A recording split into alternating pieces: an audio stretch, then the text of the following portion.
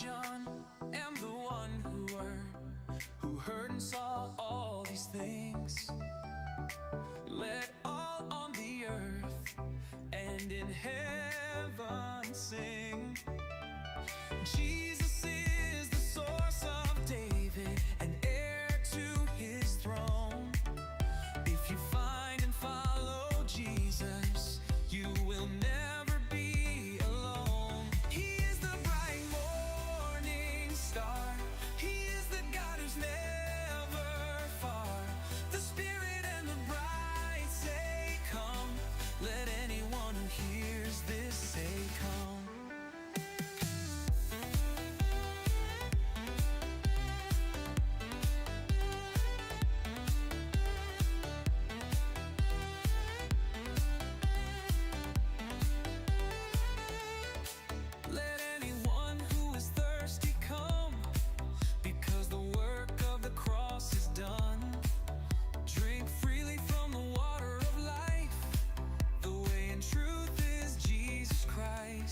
Sent an angel to present this revelation to his servant John.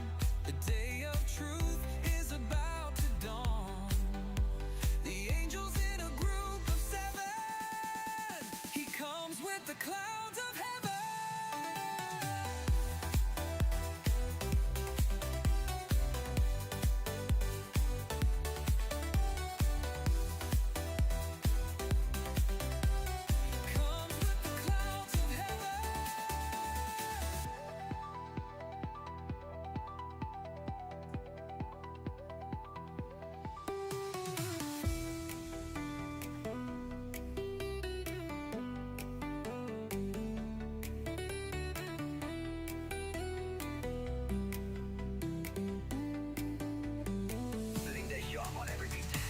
This revelation to his servant John.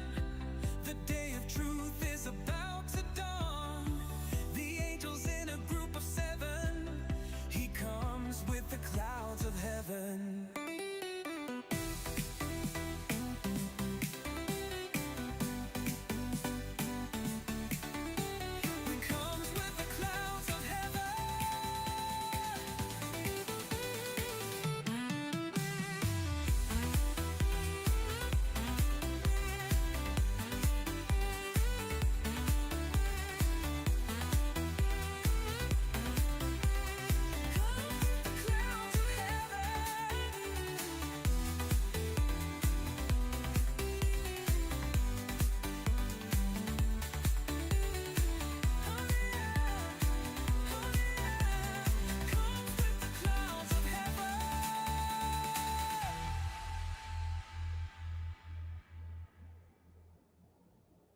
I, John, am the one who heard and saw all these things. Let all on the earth and in heaven sing. Jesus is the source of David and heir to his throne. If you find and follow Jesus, you will never be alone. He is the bright morning star. He is the God who's never far. The Spirit and the bride say, come. Let anyone who hears this say, come.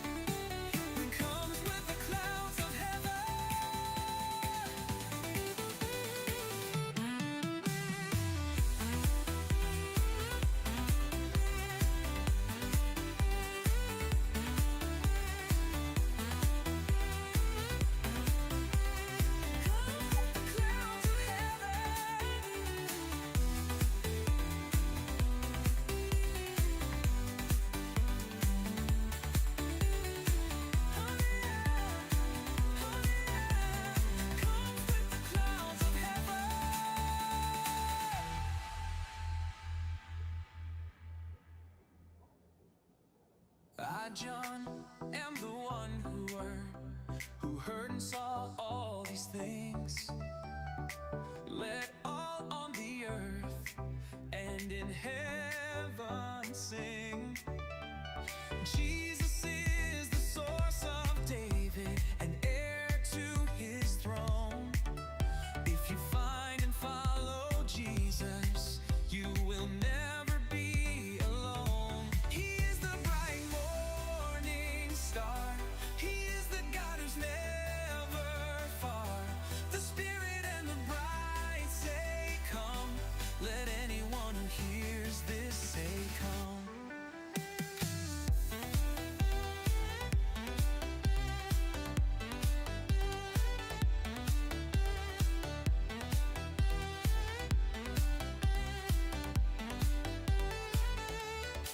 Let anyone who is thirsty come, because the work of the cross is done.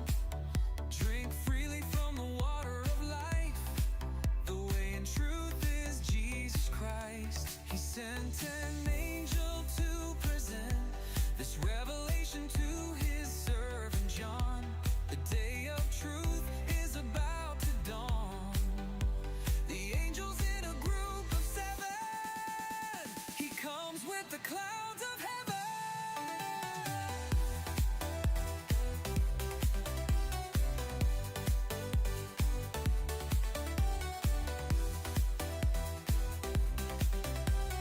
Comes with the clouds of heaven.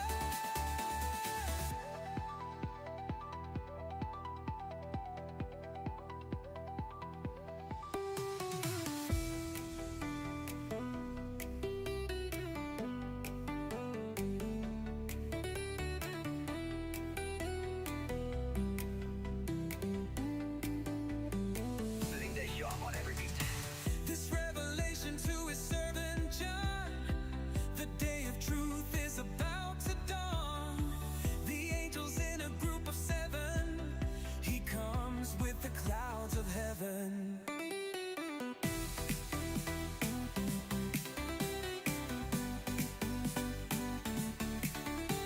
He comes with the clouds of heaven.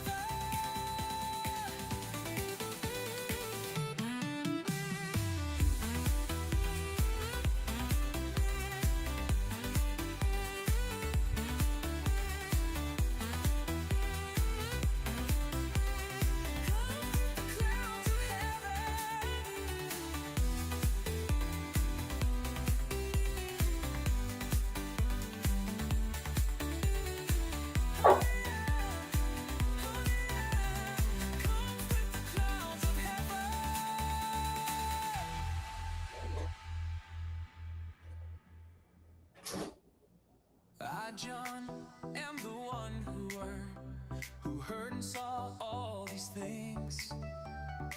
Let all on the earth and in heaven sing. Jesus is the source of David and heir to his throne. If you find and follow Jesus, you will never be alone. He is the bright morning star. He is the God who's never far. The Spirit and the bride say, come. Let anyone who hears this say, come.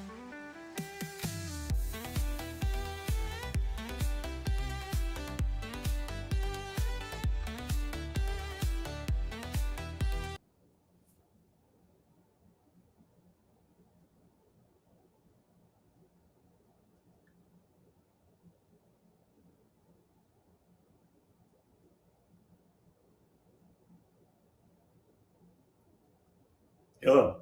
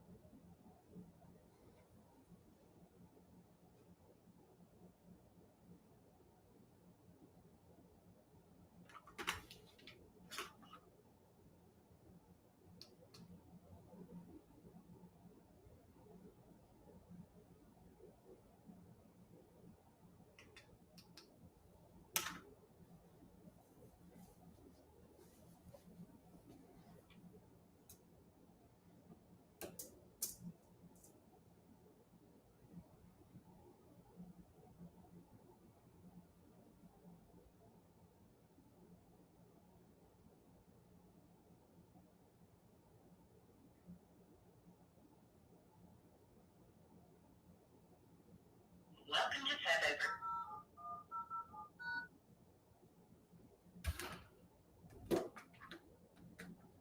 conference is in presentation mode. Your line is muted. The conference will begin when the host arrives. I just am the one who heard all things. Let all of the earth and in heaven sing. Jesus is the Lord of David and heir to his throne. If you find and follow Jesus, you will never be alone. He's the right one. You are now a host. I just am the one who works. Line unmuted. I just am the one.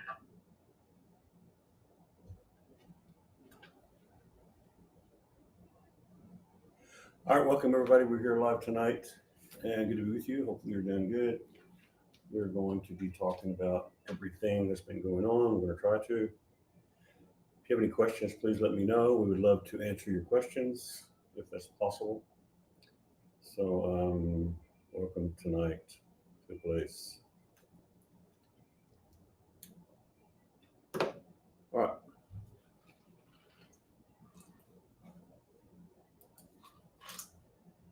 Oh. That's okay.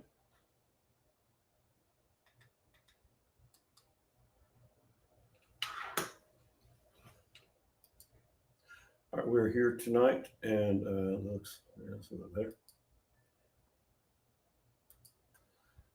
All right, hopefully everybody's doing good tonight. Good to see you, and we're here we're going to talk about everything tonight, everything that we can. So make sure to get your questions in, or maybe you have some answers, or maybe you know some information that I might not know. And so I would love to hear that from you if you want to share it here publicly.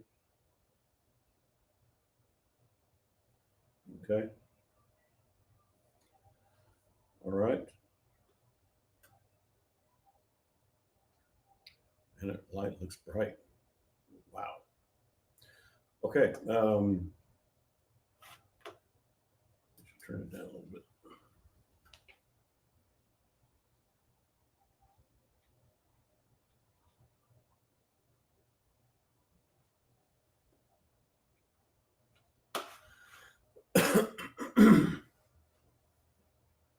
All right, that's not going on very good.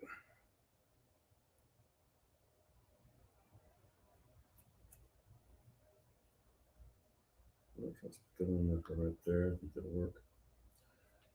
All right, everybody, we are here. Thank you. So please get in your questions about what's happening with Iran and everything else that's happening. We want to share. If you ask me the questions, that helps a little bit sometimes being able to get it out there. I've asked other people to help me get information if they get it, if they have anything, to let me know. We will see if that goes on tonight at all. We'll see what's happening. All right. Welcome, welcome, welcome to the place of grace, Prophetic Grace Network. And we want to share everything we know, everything God's telling us.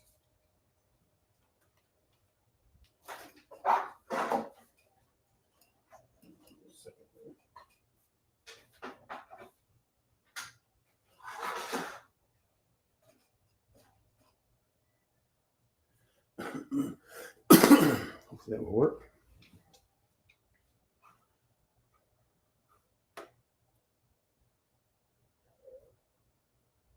All right.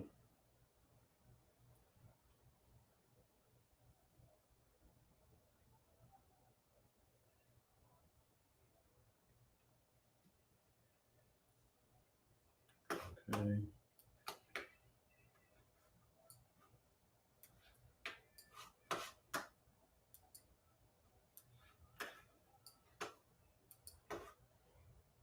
All right, we want to share the word of the Lord. We want to share with you also what we think is happening and where it's all going. So if you're interested in that tonight,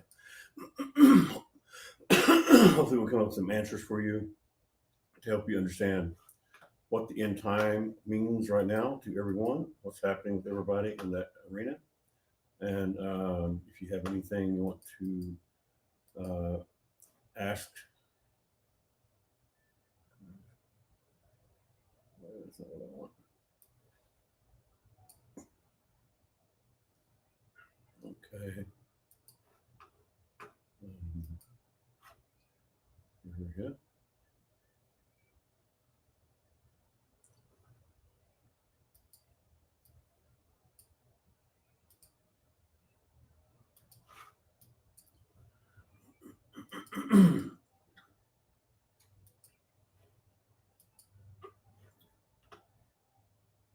I'll say, um, everybody let me know what you're thinking, what you think's going on, what you're hearing people say that's going on. If anything, may not have anything going on. Nobody may have any opinions about any of it. I don't really know, but we can check it out for sure and see. So let's give it a try tonight, and we will work on that, the timing of everything, what all's going on, and why we think that things are really happening right now. So one of the things that we shared with everybody was that Donald Trump was not going to. Everybody wanted Donald Trump to be in, um, and so those of you who got Donald Trump because you wanted Donald Trump, I like the guy personally, but he's a, I told you, I think we told you back when he first got elected, before he got elected, if he got elected, 3 weeks before, I think we were talking about on the show how that if he becomes elected, he will not make things tamer. He will make things not peaceful. He will stir things up. So I'm not saying it's his fault or whatever, but we're going to watch that unfold, I think. And you guys give me your opinion about what you think about it. Let me know that you're on tonight, if you would, and then also get your what you think is happening, what you think, what people are saying. You wanted to know whether you think whether I think it's right or not, or whether uh, it has any biblical reference to it at all. We would love to share that with you and maybe help you understand what your friends are telling you about it, possibly, to see if all of it is relevant with what's happening right now. There's a lot of opinions that's going around right now. Of course, we are looking at what's happening during the Great Tribulation and the time period that is approaching us, I think, very quickly. Thanks to Donald Trump. Not that he's doing it, but, thanks to him, he's got everybody really stirred up, and they're definitely going at it. And so it's really interesting to watch how that, he's really kicking what he thinks he needs to kick, and he's a pretty good kicker, actually. So he's really doing a good job of that. But to start the show tonight, I like kind of like to start a little timing of things that have happened and what all has begun to happen in the process of how that here on PGN. If you watch PGN much, you know that we gave 2 words about what's happening right now uh, in 2024, April 2024. And 2 words that night on April the 15th. You can go to Spreaker, SPREAKER.com, and you can search for PGN or Randy Chandler and look for the date, April the 15th, 2024, on a Monday. And you'll see the 2 words are right there about 2 hours into the program. We're having a lot of fun. I'm doing some rapping, which I don't really know if it's really called rapping or not, but that's what I'm doing. And we are on the show talking about all kinds of things. And all of a sudden, out of the blue, let me back up a little bit. Just before that, on the 13th of April, Iran had just struck. Because we got some 13s here. Let me put that in there. 13th of April.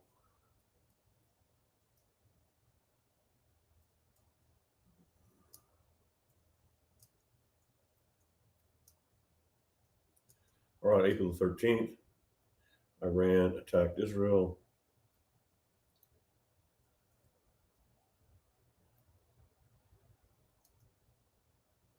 Israel.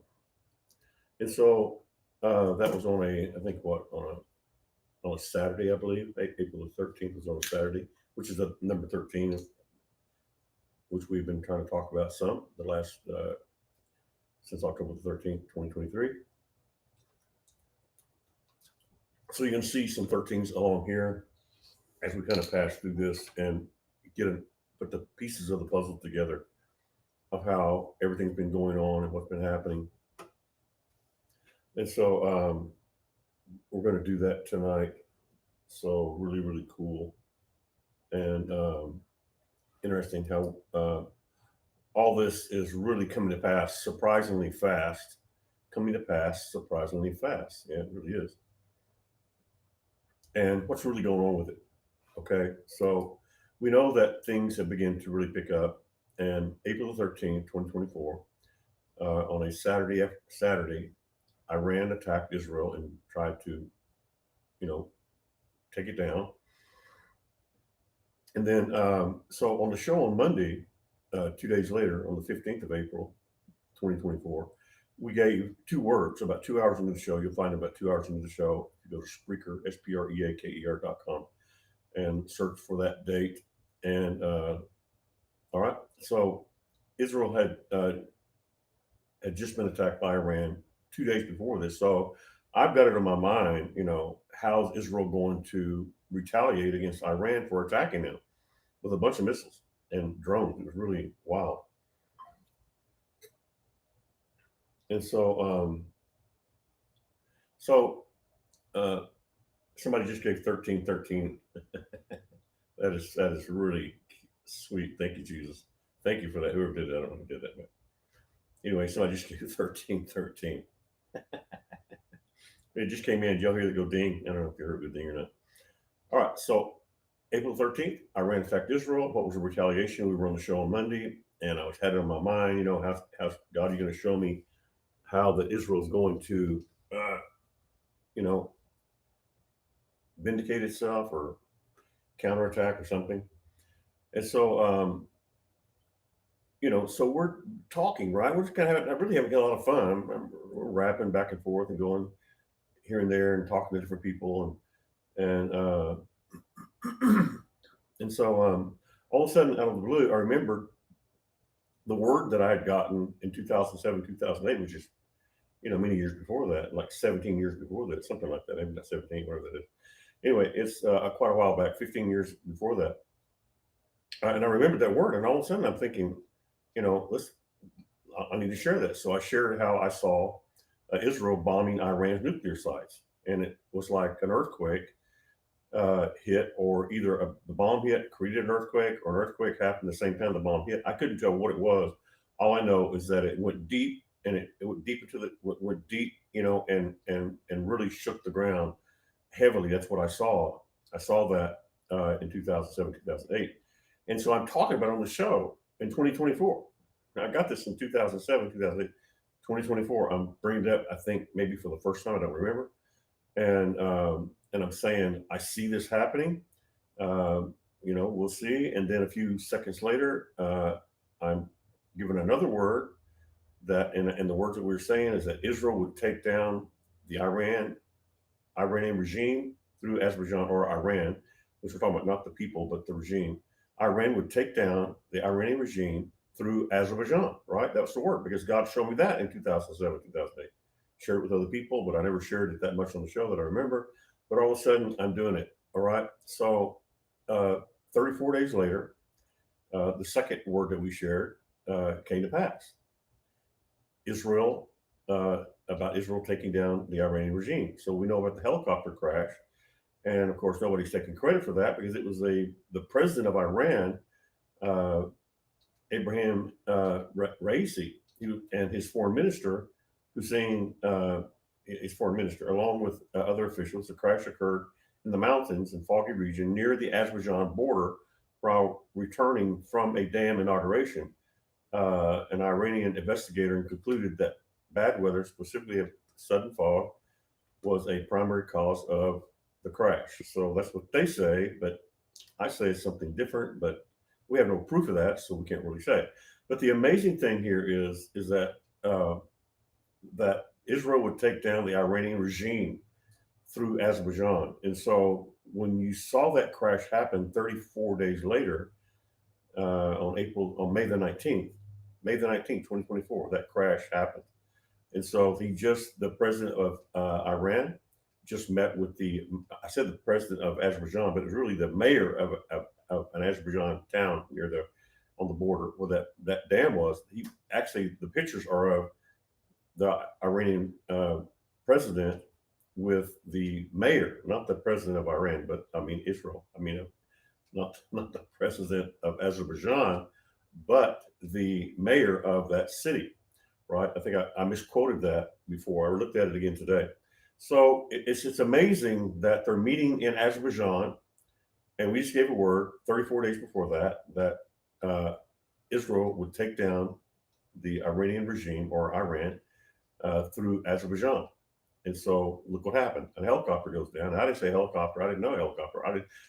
All I knew is that it was a word about the Iranian regime going down. So, and now we're starting to see, I'm going to show you tonight some amazing things that have happened toward that already, toward the regime being changed over to someone who's very similar to the Azerbaijan nation and the way they run things, which is what we've been talking about. The guy who is his father was the prince of Iran before Khomeini came in 1979. The prince of Iran was a very loved man, from what we know, and so when he was taken down, of course, Khomeini came in and began to rule Iran with the iron fist, basically, and and so the prince of Iran had a son, and his son said, as of the last few days, I don't know the exact date on it, said in the last few days that maybe even today, could have been today, that he came out in a video, and this is the princes of Iran who was who was the president of Iran, I should say the prince of Iran, for many years, since he was a young man, very young man, and he'd been there for quite a while, and so when they ran him out and put Khomeini in there, which is who is in there now, that was done in 1979, that the son of this prince, who's now dead, his son now made a declaration as of the last couple of days that he is raising up a replacement, that he says that he will help work through a replacement of the Iranian president, the Iranian Khomeini, right now, who is 80 something years old, and so he is, saying, I'm putting together, people that we can replace the regime, because his father was ruler of Iran for many years, and what I said, a very good man. And so that happened. Glenn from Prophetic, I don't think the name of his ministry, from Prophetic something or other, Prophetic Social, I think. He's not on there yet, but Prophetic Social had shared with me that video on that. I would have never known it, right? So Glenn, one of our friends on PGN, sent me that video, and I watched it, and it literally has a video of the Prince of Iran, the one who was Prince. His father was the Prince before Khomeini came in, and now he is looking at coming back in and taking over. And guess what kind of government that he has? Guess what kind of government that he has?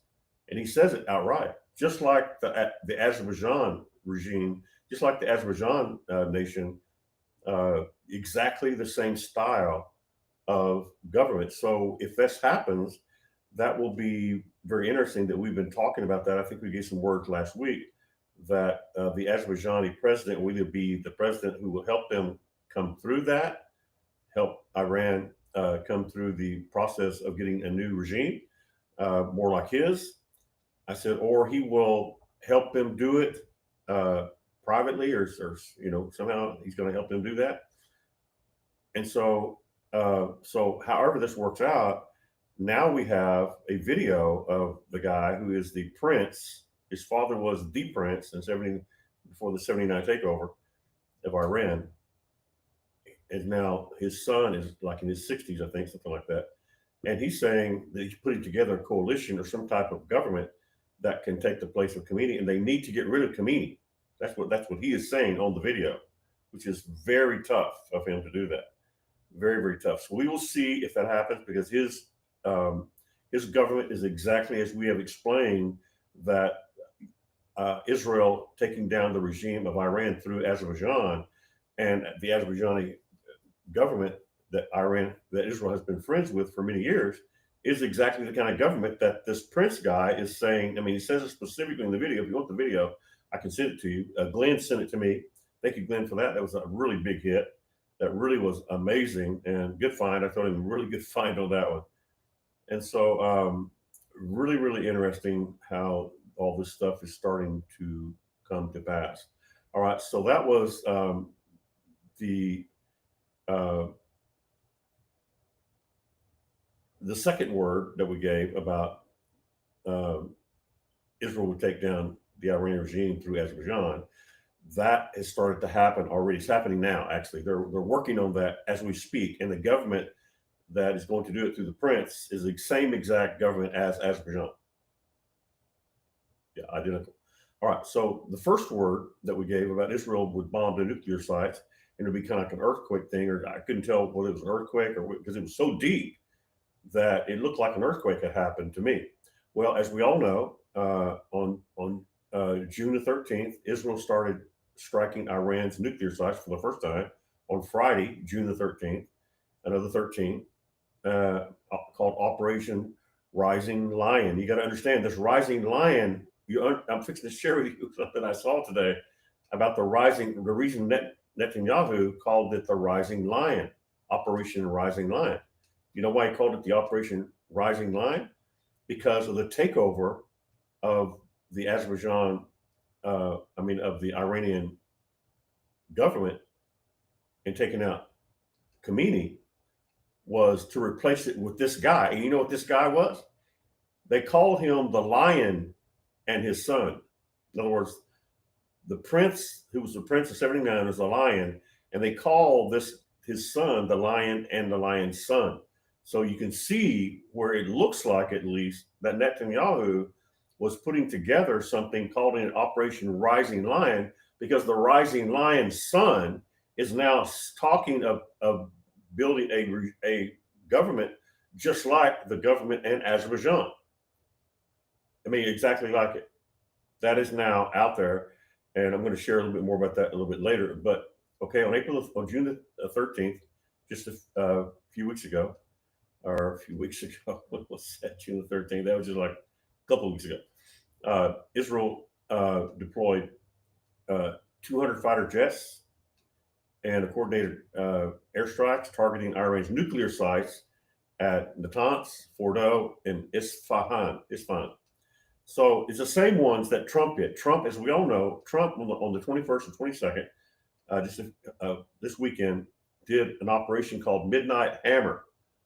And following Israel's actions, the United States initiated Midnight Hammer with 7 B-2 bombers, which flew 7,000 miles from Missouri to Iran, deploying 14 of these bunker buster bombs, marking for the first combat use of these powerful munitions, which makes me now understand a little bit how that, even though Israel had already attacked the same sites, and then now a few days later, the United States is coming behind him and behind Israel and hitting the same area, except with these bunker buster bombs, which go way, way, way deep. If you're familiar with them, they go way deep into the earth. They go break through the rock, they explode, and then another one follows it, and it explodes and breaks through more, and they go down really, really deep, which makes sense now of what I saw in 2007, 2008 about when Israel attacked Iran's nuclear sites, that it looked like an earthquake went off, because that's what I saw, and I've shared this on the show many times before, as you guys know. So we're just kind of confirming tonight that the word of the Lord is actually coming to pass in an amazing fashion, and that we're so thankful to God for what He's doing here at PGN, and making His word come to pass. So, you know, it's just mind-boggling. It's absolutely mind-boggling. So this has happened, and so what does this all mean? Because now we have someone literally saying that he is going to take down, that he is getting the people of Iran who will back him, and government officials and business officials and all kinds of people. He's gathered together a little bit of everybody. And his father, who was the one who ran Iran in a more, you know, peaceful manner, a lot more peaceful manner, uh, until Khomeini took over. You know, his father, this guy's father. So it's in his bloodline, you know, to do that. So we'll see if that happens. But they're working on it right now. And I have a feeling that the reason that Netanyahu called this the rising lion, uh, is because the man who's looking to take his place, his father was called the lion, and he's the son of the lion. That's what they literally say. That's what they call him. This is literally what it is. So it's really, really interesting how this is, you know, coming together. That the uh, that the words that God has given us, uh, you know, it's just mind-boggling. It's mind-boggling, and how it's all happening, and how that, uh, you know, and then again today, Israel hit Iran again, hit the basically the same targets again, and other places. Uh, so they're really and here's what I've been sharing with you guys many times, is that the reason all this is going on is for regime change. Now they're not able to talk about it. Well, they are talking about it a lot on TV right now. They're talking about, they're saying, oh, they're doing it for regime change. No, they're not. Yes, they are. No, they're not. Yes, they are. No, they're not. Yes, they are. No, they're going back and forth and back and forth, and saying this is the reason Netanyahu did it. Well, no, this is the reason Trump did it. Well, no, and then they come back and Trump says, yeah, this is, if, why not take the regime down? And Trump is saying this stuff like, why not take the regime down? Right. So it's really back and forth. It's almost like they're listening to the show. You know, I don't know, probably not, but you know, maybe so. Who knows? Anyway, we could go back and forth on that. But you know, either way. So the newscasters come in and they say it's way too soon to be talking about a regime change, and so because what they're doing is they're adding in the prophetic information, which if you share prophetic information too soon, so to speak, that it kind of messes up the narrative, because everybody knows where it's going before it goes there, and it kind of makes the narrative of, you know, all the bombing, like Israel today again bombing, you know, Iran's nuclear sites again, and so the very same ones, I might say. So if the purpose of it is to take down the regime. That's the purpose of it all. So you hear the broadcasters on CNN and Fox, everywhere they're talking. Well, now we can't talk about that. Let's not talk about the regime change yet, because the regime change, no, not the regime. Yes. Trump says, "1 minute, we're not doing it for that reason, but why not?" And you know, of course, Israel is making it pretty clear that it's about regime change. And so, and then now we see here how that, the very operation that the name of the operation that he called it was Operation Rising Lion. Well, when Glenn sent me that information today about the the prince of Iran, which his father was the one who ran Iran for many years, a loved man. Uh, his son now is called the Lion and the son of the Lion. So right there, Rising Lion, that all comes together. And of course, they had to do it on Friday the 13th, which is, you know, the date God gave me in October, Friday the 13th, that all this stuff is going to start. It's going to be the change of a whole new system. And so I would definitely say that when you see the Middle East changing like this, the system is going to really change. It's going to be really amazing. And so it's really going to be amazing to watch all this happen. All right. So if anybody has any questions, if you're just getting on, you missed out on everything. I just shared everything as far as basically overall. Uh, we will probably share it again here a little bit later, uh, putting the pieces of the puzzle together so that people can see that, that even the operation name it fits into the puzzle, because it's like Netanyahu is saying we're going to call this, let's see, Operation Wolf. No, I can't call it Wolf. Nobody likes Wolf. Let's see, what do we call it? How about Operation Lion? Since the son of the Iranian prince many years ago who had it is now talking of regime change and this, and he's literally saying in the video that Glenn sent me, let's get rid of this guy, let's get rid of Khomeini, and he's telling the West, do not give these people a lifeline, which they're not going to do that. Do not give the regime now, Khomeini, a lifeline. And he's saying this all in the video. If you want the video, just give me a holler and I'll get it to you. But so it's really, really, really cool what all is going on, and if some of you guys, okay, so we got Glenn. Glenn shared something.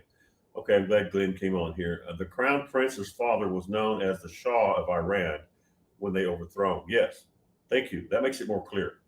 The crown prince's father. So we're talking about the crown prince. When Glenn is saying from Prophecy Social, when he's saying the crown prince's father, this is the video that Glenn sent me today.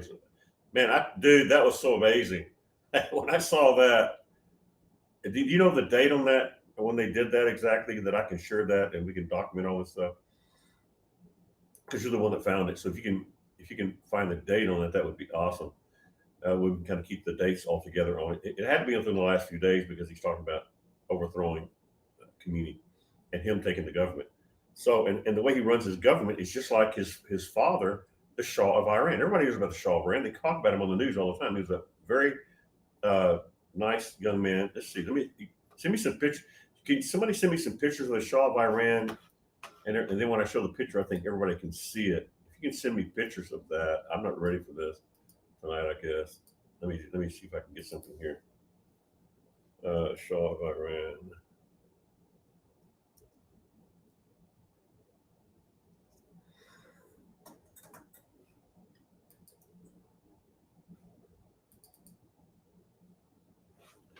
Okay, so let's do this and find this.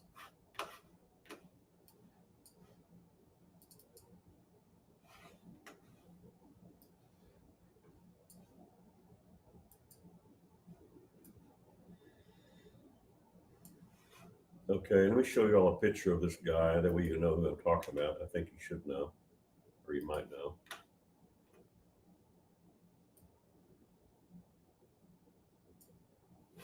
Okay.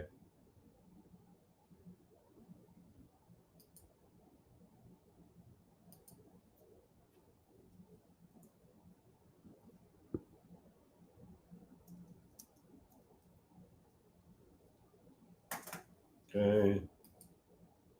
Just okay, let me get that up there for you. Thank you, Glenn, for that information. It's really great. Let me go here. Look at this. Okay, yeah, I got the same picture. Thank you. I do have that now. Okay, I'm going to get that up there for you. Thank you for that help, Glenn. I appreciate it very much. Add a scene. Media. Video.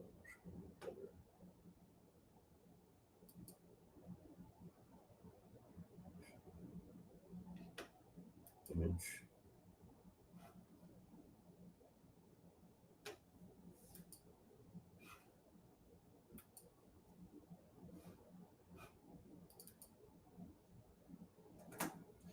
Okay, can y'all see that? Okay, that's the Shah of Iran.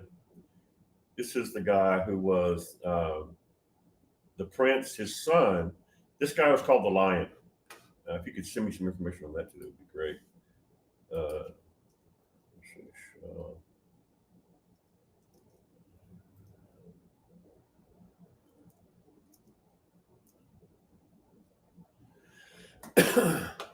all right. Okay, so here we go on this. The Shah of Iran. This guy here called the Lion. Likely refers to the lion of the sun emblem, the short symbol of Iran. Okay, so the lion and the sun symbol particularly prominent during the Qatar, and have we done these things? Okay, anyway, that don't really matter. But the lion symbolizes the king. So you see here the Shah of Iran. If you search out his name, you will see that he means lion.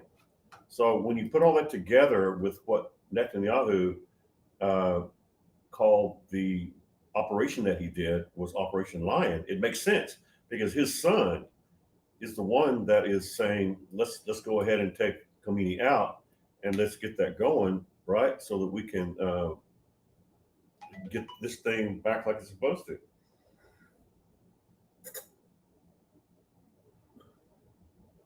Okay, thank you tonight. Thank you for sharing. I can't believe somebody gave 1313 tonight when we were sitting here talking about it. Right? It's really, really cool. Uh, good symbolism. All right. So there you go. So that guy is called the Shah of Iran. Now, maybe give me a picture of the new guy, his son. Give me a picture. If you can give me a picture of his son. I should have pictures of his son. I don't know where I put them. Uh,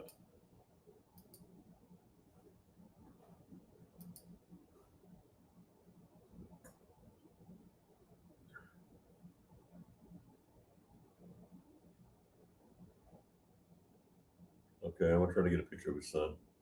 We might as well just do this thing all the way.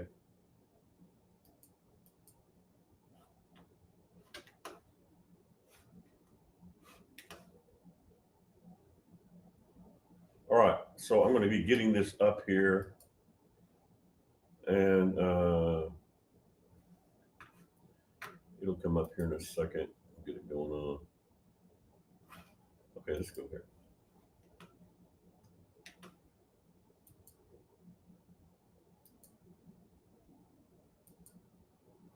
Okay, I got it right here.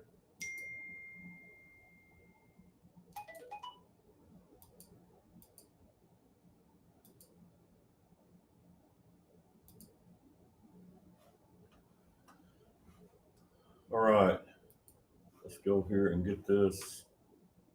I got a picture right here. I'm going to show it to you guys so you can see it.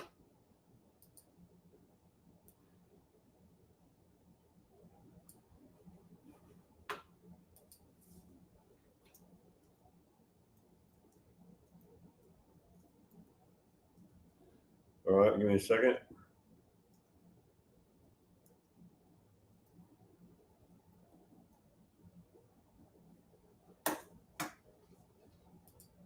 Okay, and here we go. Let's go here and do this. All right, so let's get a picture of his son up here right now. I'm going to do that real quick. All right, let's go here to image.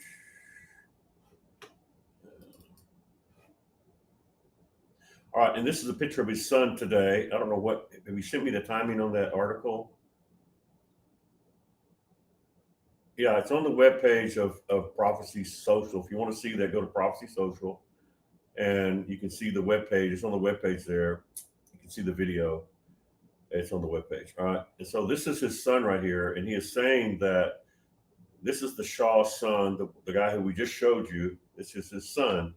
And his son represents the lion, right? So what's Netanyahu calling his operation? The lion rising. So who's this guy? He's the rising lion. This guy is the rising lion. That's what he is. So that's what this is about, and that's what everything that's going on is going on. And so if you need to understand that better, you can do that. And so there you go. There's some of it at least, so we can uh, get that information up there for you. And so this is what's amazing of it all is that uh, the whole thing that we gave was about the regime change was going to come to Azerbaijan, and the very government that this prince guy has, like I said earlier, it's a secular government. It is the exact government of Azerbaijan. Exact. I mean, 99% or whatever, a lot, big, major. So this tells us that what God has been speaking to us about is very, very important to know that this is the word of the Lord happening, right?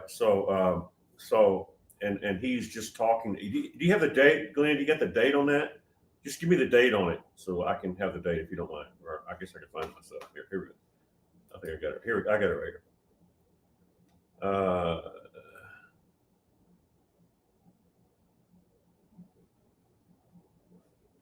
you must not be listening. That's okay. I'll get it right here. Okay. That's okay. Streamed live 14 hours ago. Yeah, this just happened within the last 14 hours where he is saying that he's raising up a government, and you know that what he's doing is he is working with Netanyahu because these guys are all friendly with each other. They've worked together on different projects and different things. So it's really, really cool and interesting how that, yeah, yeah. So really, really, really, really cool. All right.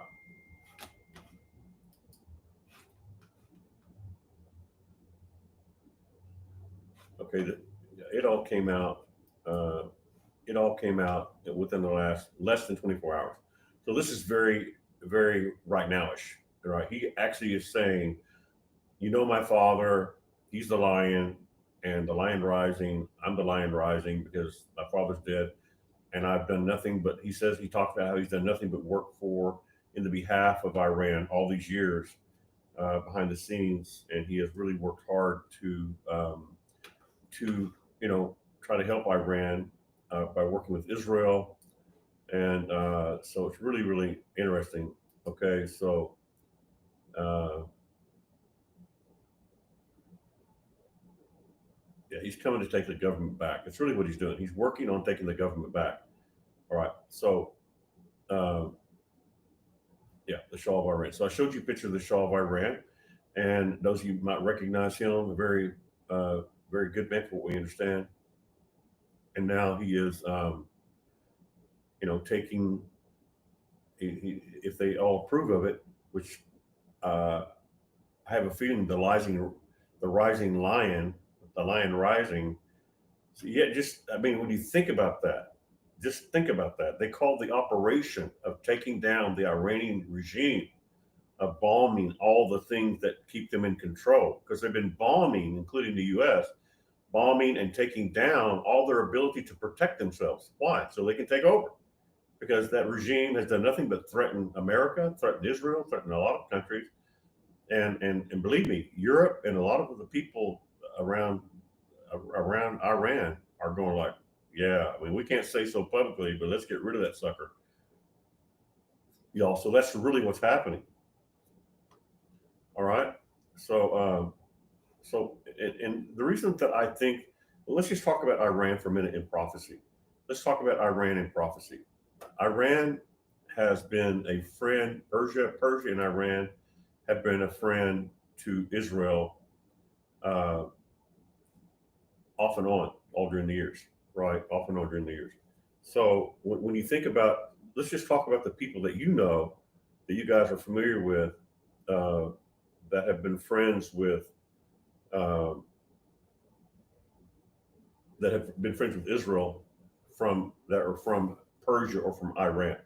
All right. Uh, all right. So let's talk about this. All right. Cyrus. Everybody knows about Cyrus. Remember, Cyrus was the one who went in and in Babylon and told uh, got helped Israel build the temple and go back into Israel. That was Cyrus, Cyrus the Great. Remember him? People said Trump was kind of like Cyrus the Great, and he was from Persia.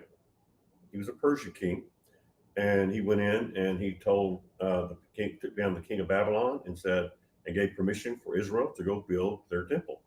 Right, so they all went back to Israel and they built the temple, and he helped them. I mean, this is a Persian king. This is an Iranian, if you will, Iranian king, right? Before it was called Iran.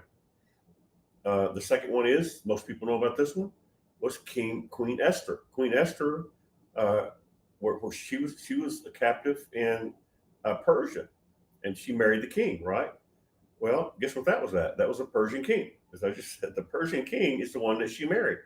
And so, what tried to happen with them? Uh, uh,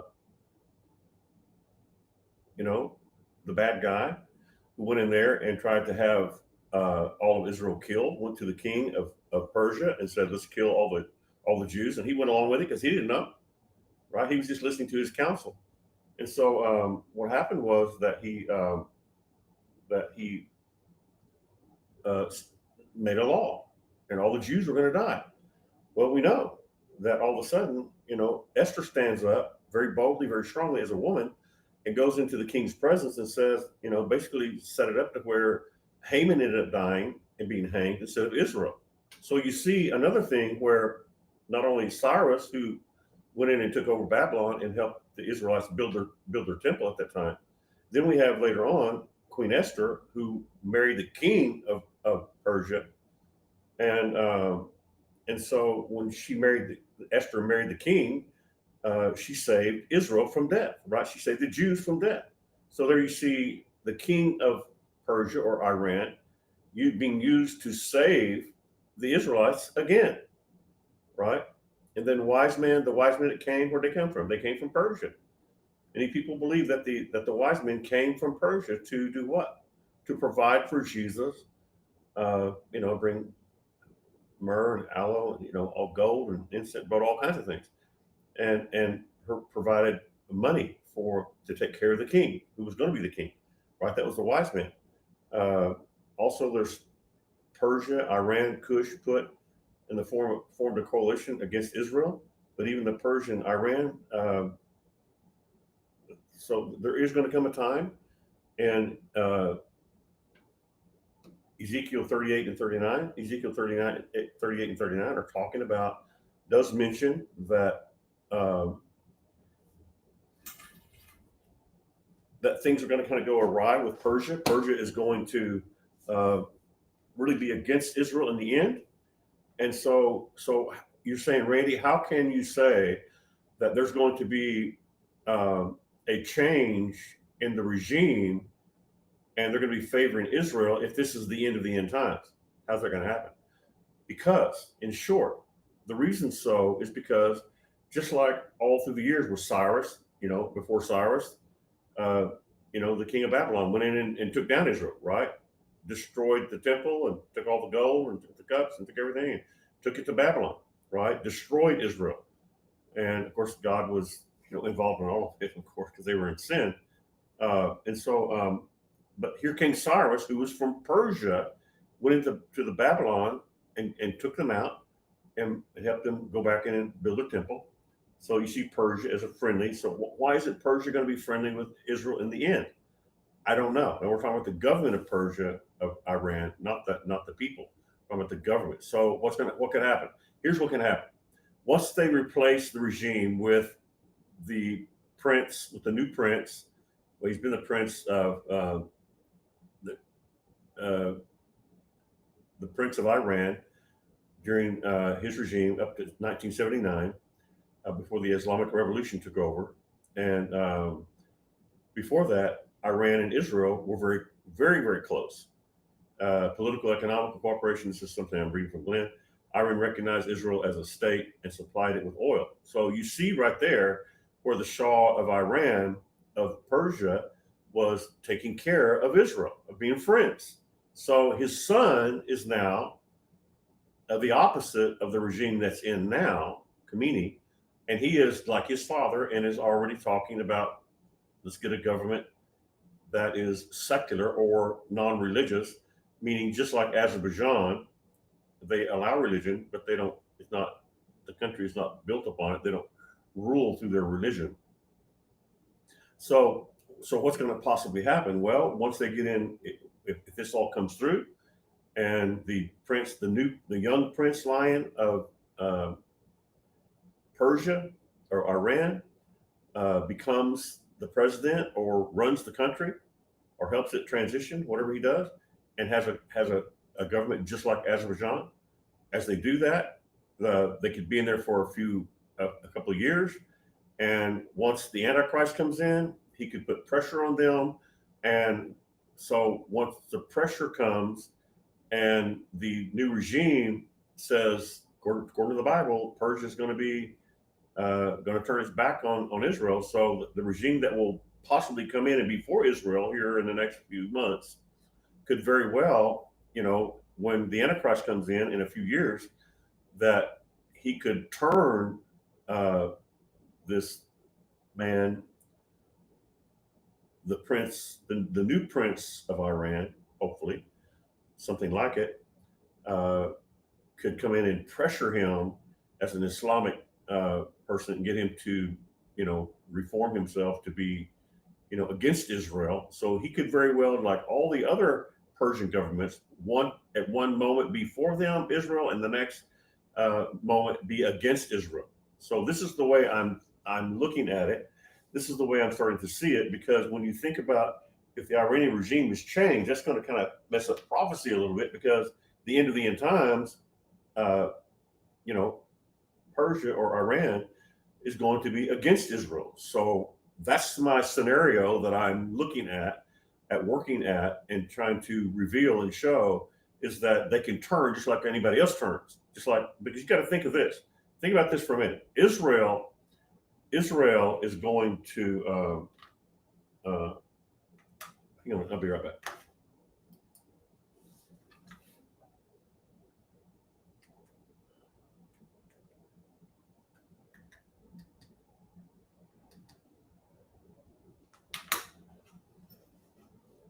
Because Israel is going to, um,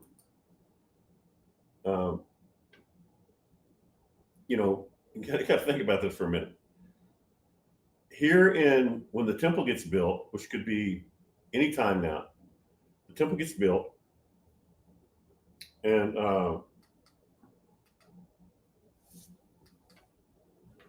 and so the temple gets built, the Antichrist comes in. We all know what Israel's going to do. We all know what the Jews are going to do. They're going to fall for the Antichrist. They're all going to fall for the Antichrist, right? That's what they're going to do. So when you realize that they're going to fall for the Antichrist, then it just kind of shows you where they're going to go. So, and then all of a sudden they're going to turn against the Antichrist. So they're going to be for the Antichrist, and then they're going to be against the Antichrist, right? Because the Antichrist is coming to town. He's going to be in the temple, and he's going to be showing his face. Nathaniel, Victor, James Rothschild, Nathaniel, Philip, Victor, James Rothschild, and he is going to be coming into the temple, and Israel is going to be for the Antichrist. Now they're not going to think, they're not going to know it's the Antichrist, but we all know that it's going to be the Antichrist. We know what his name is, because God, through I believe through Michael the archangel, gave me his name many years ago. I wrote that before me and confirmed it supernaturally several times. So I know that that's who that is. So it's going to be in my lifetime. The reason God gave me his name is because I'm going to confront him. I'm going to be dealing with him. I'm going to be prophesying against him, as I'm doing right now, and as I will in the future very heavily, with signs and wonders. And we already have signs and wonders right now, because we're seeing signs and wonders, prophetic words come to pass, like on April 2024, when we gave 2 words about what's happening right now. It's happening right now. It happened 34 days later. The Iranian president went down in Azerbaijan, gave those words. I didn't know it was going to be a helicopter. I knew he was going to die. I said he's going to go down. And so that was a symbol of the activation of that word. That's what that was. So then 13 months later, what happened was Israel, Iran attacked Israel, and then Israel turned around and on the third, and Iran attacked him on the 13th, and then Israel turned right around, and on the 13th of June, which is this month, on Friday the 13th, attacked them again. It's been like 13 months since all that's gone on, and so Israel, y'all have to understand. We have to get this in our heads somehow. We have to understand that Israel is going to be against what we believe in. The non-believing, the non-Christian Jews, the ones who believe in the law of Moses and don't believe that Christ is the Messiah.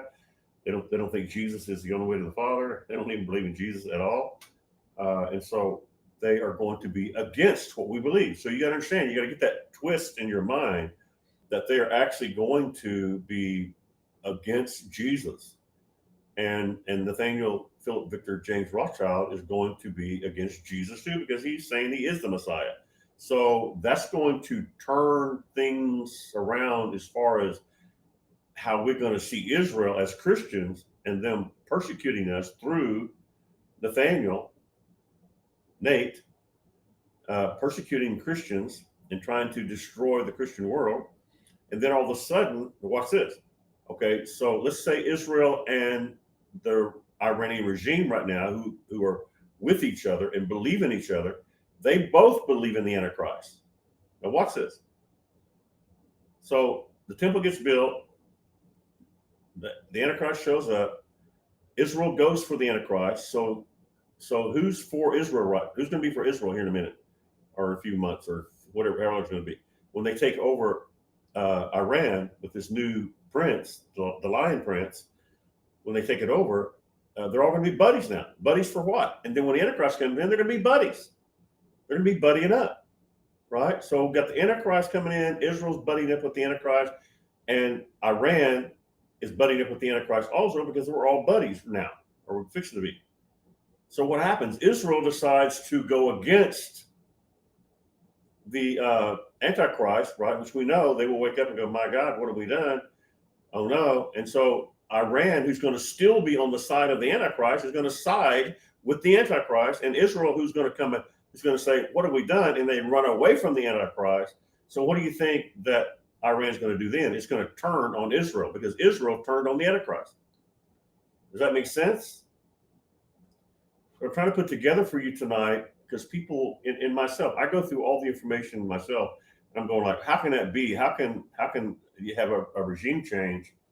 How can you have a regime change and at the same time this be the end of the end time? Because the regime change means Israel and Iran are going to be buddies. So, but in the end times, Iran or Persia is going to be against Israel, right? Y'all hear me on that? So doesn't this make it shows you how much clearer the end times are and how much clearer it is that they become friends, because they're going to become friends, and then they're going to both Iran, the new Iran, and Benjamin Netanyahu, they're all going to be for the Antichrist or whoever is going to be the ruler at the time of Israel.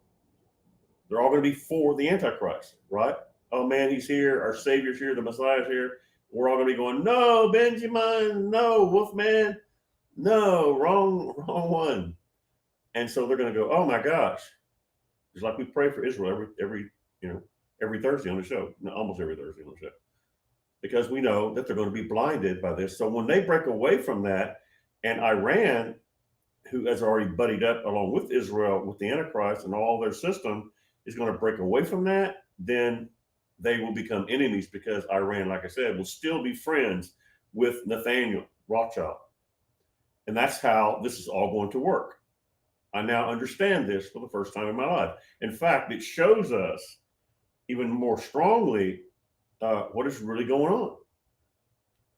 You understand what I'm saying? It shows you how much closer that we are, because if Iran and Israel were not friends, they wouldn't be believing together in the Antichrist. So it even tells you how much closer we are, because the regime change is going to buddy them up, right? They're going to be joined together and believing the same things, going for the same political stuff. And the Antichrist, Nathaniel, the banker, the political guy, is going to come forth, and they're all going to be for him. And then all of a sudden, Israel's going to be against him, which means Iran or Persia will be against them. Amen? Does that make sense? That's it, y'all. I just saw it today. I just saw that today. So it tells you even more confirmation of why it will happen that this lion guy, at least Benjamin Netanyahu, I think by calling it the lion's operation, the lion rising operation, because the lion is this new guy, the prince of Azerbaijan, whose father was the Shah during the. This is what Glenn says on it. So during the Shah's reign, prior to the 1979 Islamic Revolution, Iran and Israel had close ties, right? Yeah, including political and economic operation. Iran recognized Israel as a state and supplied it with oil, which is the opposite of what the regime does now. So now we get his son back in here, the lion rises up and retakes Israel. They all buddy up. They all political friends, are all share the same everything together, except they're not going to be sharing the same Messiah for long, right? Of course, Iran's not going to believe this, because the Antichrist is going to join every religion together. The Antichrist is going to be saying, "Okay, Iran and Israel, I'm going to they're going to believe in him, because whatever he does, he's going to be powerful enough for Islam to follow him. For a lot of he's going to join all the religious together. The religious belief system and the religious what can I say dogma that he's going to have through the Catholic Church or whoever is going to be the the beast or the false prophet. The false prophet is going to encompass Iran's Muslim, all the Muslim countries, all the Muslim belief systems, Buddha, all of them. He's going to encompass them all. So once that happens, and then all of a sudden Israel says this is not the right guy, and they pull out, that means Persia or Iran, the new regime even, will be enemies again. Can I hear an amen from anybody? Or did I not make that clear? Maybe I'm not making it very clear.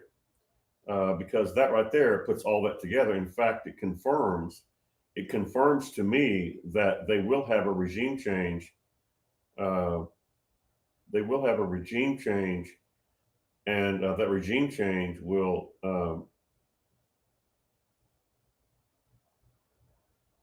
that regime change. I got an amen, hallelujah.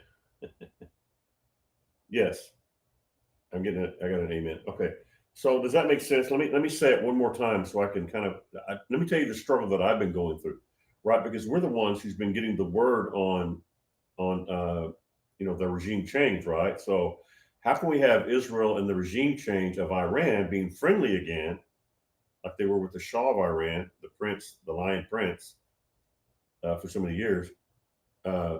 Nicole, give me an amen. Does that make sense, Nicole? Seriously, does it really make sense? I think that it's the only thing that makes sense to me. I know Nicole has talked about the end times a lot. I don't know where she's at on that. I'm sure it's pretty plain in scripture about how that Iran or Persia will be against Israel, and that's what makes sense to me. And that's the reason that they have to join together, which is fixing to happen, which we have prophesied. God showed me this in 2007, 2008, that Iran was going to be taken down through Azerbaijan. And so when you think about through Azerbaijan, not only did the helicopter go down the air, which was a sign to me saying, Randy, it's time. So tell the people the strategy. So on Monday, May the 20th, I gave the strategy. I told you guys the strategy. I came on the show on May the 20th, right after the helicopter went down. I said, I'm going to get in trouble for this.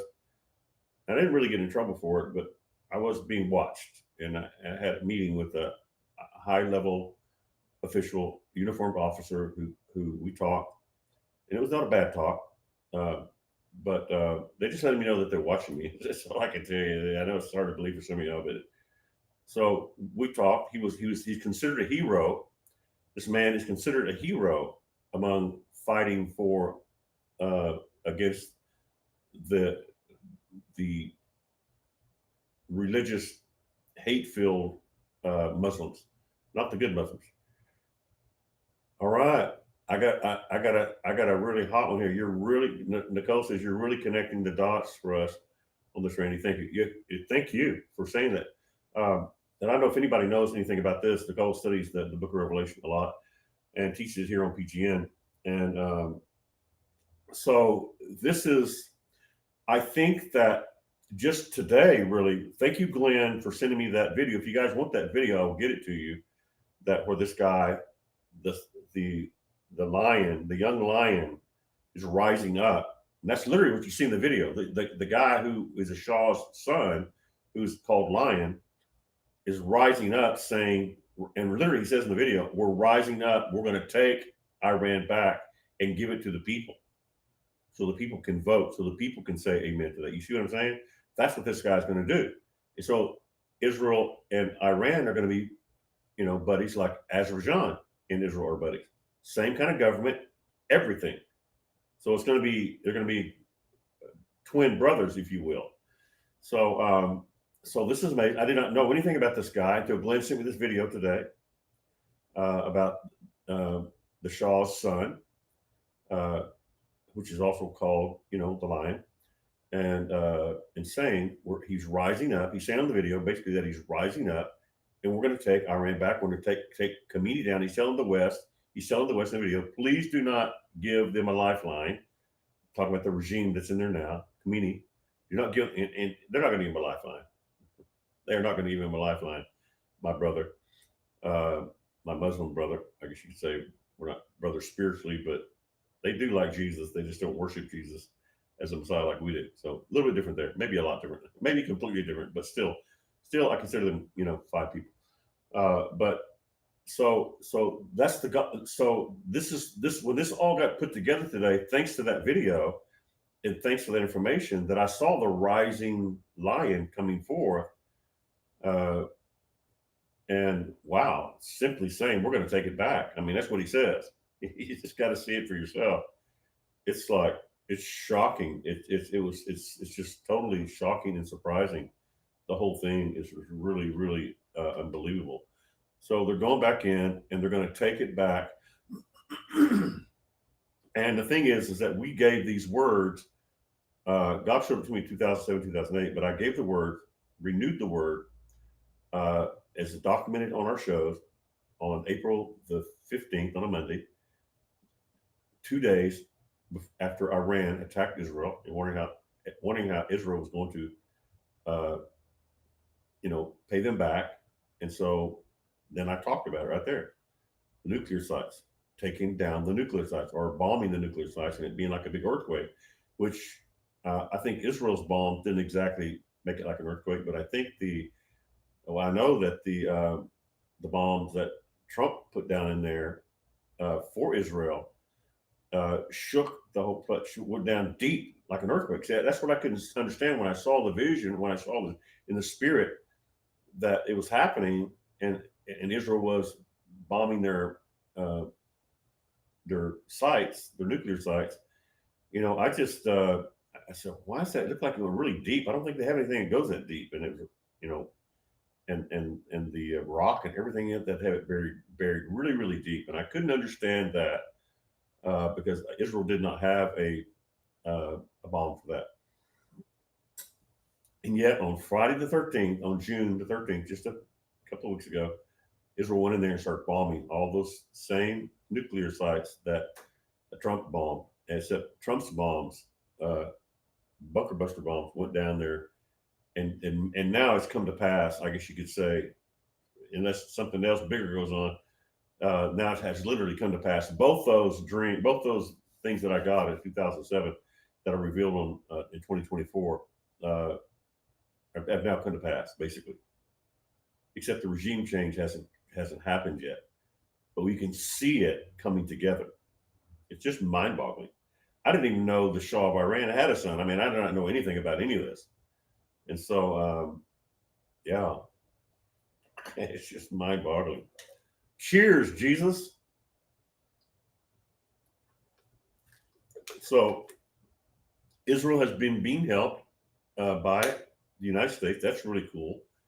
Um, Nicole, I had noticed that the pictures of that. If you notice, Nicole, you probably noticed this, the pictures of the plane that flew the bunker buster bomb looks like an eagle. Did you see that? I mean, in a sense, it looks like an eagle. So that scripture that talks about on eagle's wings, of course, they're not bearing Israel on the plane wasn't bearing Israel, but in a sense, it was bearing Israel's responsibility. It was helping Israel with this responsibility of taking care of those nuclear sites, which is the biggest threat that's on their back. So in a sense, that the planes going carrying those bombs, yeah. So this has really been interesting. Okay, let's go here and okay. Glenn says the issue is right now. The Gaza problem is Hamas, but that is actually connected to the Iran regime now in trouble. We can see a complete deal to have enough peace to build the temple. That's a good point. That's a really good point. That with, I hadn't put that together yet. That so all the regime troubles and the deal with Hamas. Hamas is still a problem. and for those of you who haven't listened to the show long, the Hamas trouble that Glenn is bringing up was revealed to me. I didn't know what it was at the time, but in 2005, and I've shared this on the show all during the since 2010. I've shared it on the show many times. People think, why do you keep sharing that? But I shared the fact that an angel came to me and spoke into my ear and said, "There's a massive merger coming, MERGER, merger, massive merger coming on January 11th, 2005." I've shared it many times on the show. And so I never even put all of it together until I met Dr. Mariri and we started rehashing some things. And I started relooking at everything. And in 2005 is when Hamas was activated and Israel had to leave Hamas on, I think, in August the 8th or something like the 18th, something like that, August the 18th of 2005, which was just about 8 months later after the angel told me that a massive merger was coming. So, what does Gaza activate? The merger. Gaza activates the merger because 8 months later, after the angel told me in my ear, which like I said, I've mentioned maybe 100 times on the show over the years, I did not realize that Gaza was going to activate the merger of the complete change of everything in our systems, including what's about to happen with Israel. What's about to happen with Israel and Iran and the regime change is just the tip of the iceberg, but it is a big tip of the iceberg. So Gaza became, because when the angel told me a massive merger was coming, 8 months later, Israel started moving out of Gaza. They've been talking about it a couple of 2 or 3 years before that, but they had not actually activated it until 8 months after the angel told me. So now that I look back at it, didn't know then, in August of the 18th, I think, of 2005, 8 months later, after the angel said a massive merger, Gaza was kicked in like a trigger, right? And then in 2023,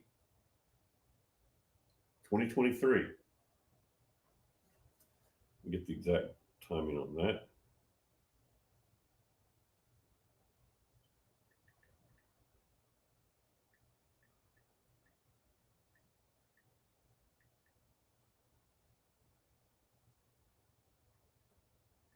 All right, 18 years later.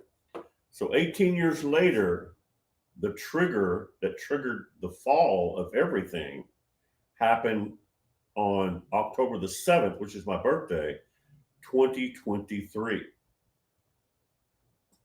Y'all see that? 18 years later. You know what 18 means in the Bible? The thing I understand that it means is bondage. The bondage.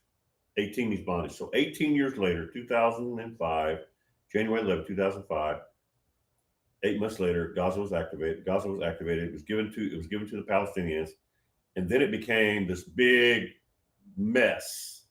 That 18 years later, they killed a bunch of Israelis, which was a massive operation.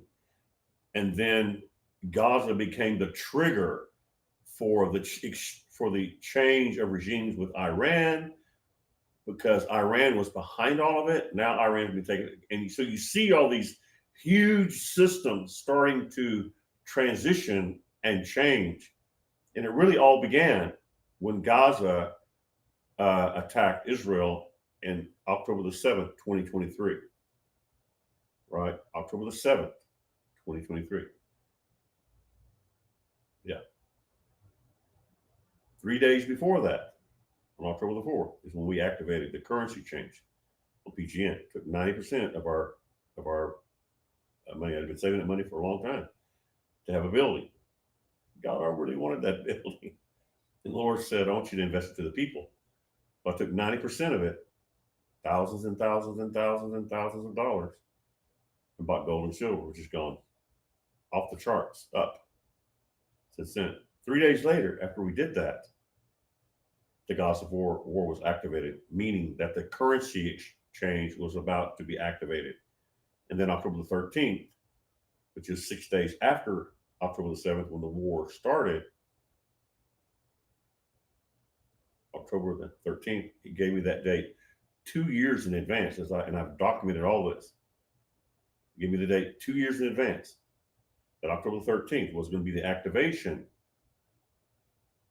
of, which is Friday the 13th, by the way, was going to be the activation of the end of all of our systems as they are, and a total change of everything. And I don't know about y'all. I mean, I thought it would happen faster than this. I didn't know because it's man-made.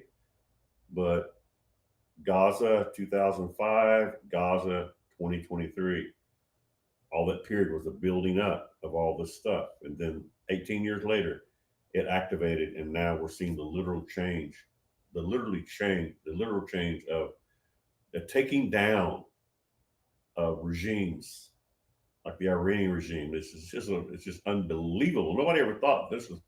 I mean, nobody ever thought that this would all be happening, actually be happening. But God did, and He told me in 2007, 2008, and then brought it back in 2024, April 2024. 34 days later, the regime went down in a helicopter, meeting with in Azerbaijan. That was one, and then 13 months later, this started. The war started. The war actually escalated to a whole other level on the 13th. On the 13th, it's all 13th, man. It's mind-boggling. So, yeah. So I've asked Nicole if she wants to share about Persia. She can give a little bit something on Persia. I think we pretty well cleared it. I think we pretty well shared it. Okay, so okay, Nicole says that really interesting. I hadn't seen that. The plane looking like an eagle. Wow, yeah, yeah. Look that, I mean, it doesn't look like an eagle, like, but just look at it. It's look like an eagle's got his feathers, spread out. Yeah, I thought that was interesting. You've talked about that a lot over the years about uh, you know Israel being uh, upon the wings of an eagle, taken into the wilderness, which I think is Revelation chapter 12.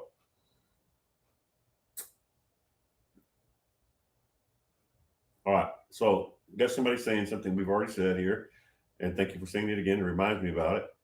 Uh, I think this is Mike. It says it will lead into war with Russia.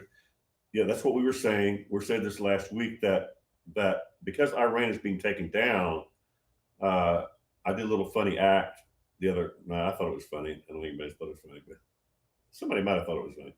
Anyway, I did a little, and then I acted like a Russian accent, like Russian,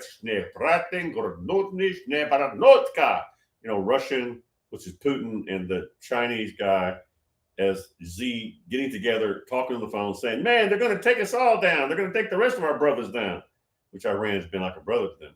They're going to take the rest of our brothers, and I brought that up last week as kind of a thing because that's what's going to happen. It's igniting everything. The war with Russia, yes, exactly. That's exactly what's happening, and so Russia will. They said they're going to give Iran nuclear. They can't give their nuclear weapons away. That's not even really a true fact. That's just a bunch of talk because officially, from what the laws and the legal thing, you can't give somebody else your nuclear weapons. You can't. That doesn't even work. It doesn't even compute. And I know who said that. Medvedev said that, but that is a false rumor. That is a false rumor, and I mean he did say that, but that cannot even happen. They can help Iran get their nuclear system going, yeah, but it's all going to end. That's all going to be out of the picture. That's not even gonna happen because even if that could happen, which it cannot, you have to do research on nuclear systems and nuclear weapons to find out that that's not even feasible. No, it's not happening. It is not happening. Now they can help. Now, if you're saying that they're going to help Iran, I know what they're saying too, bro. I read this stuff, man. I've been reading this stuff. I'm reading this, and that information is not even the way he said that. The way Medvedev said that. Who the Medvedev is used to be the president of Russia. And the way Medvedev said that information is not even officially correct, because you cannot give somebody your nuclear weapons. Nuclear weapons is a system. It's a system. You can't give somebody a system. You have to. What they're making it look like is they're going to give them like the bombs, and they're going to just send it to them, in through the mail or something, with the warheads on it. They can't. That doesn't really work. The nuclear systems. You need to do more research on your stuff before you start saying that, because that's not really true. Now they may help them. They may help them with their nuclear, but right now, what nullifies all of this, Mike, is because they're fixing to have a regime change, so that's going to nullify all that. They're not even going to. Khomeini's not even going to be around in the Iranian system the way it has been. There's not even going to be around for them to even do that. For Medvedev to say that was like ignorant. He's just trying to stir up stuff, and he did a pretty good job, because it does kind of make sense unless you understand how those systems work, and they cannot do that. So whoever has believed that nonsense, and now they can help them, but see, it's not going to make any difference. That just what we're talking about tonight nullifies every bit of that language, right? It nullifies every bit of it. So gas is going up now, the price. Yeah, it may do that a little bit. Yeah, there's going to be all kinds of repercussions from it. This is the beginning of the financial collapse. The beginning of the financial collapse was October the 13th. October 13th, 2023 was the beginning of the collapse. To make it official, and that's what I'm trying to explain in the last few minutes, is that the collapse began when Gaza activated the collapse. That's what happened. That's the official activation of it. But to say that, so there's been a process of, the man-made crash has been going on since that date, and we'll bring out all that information soon, where people can really get a hold of it. But I know, yelling into the phone as if we hear me. Okay, sorry.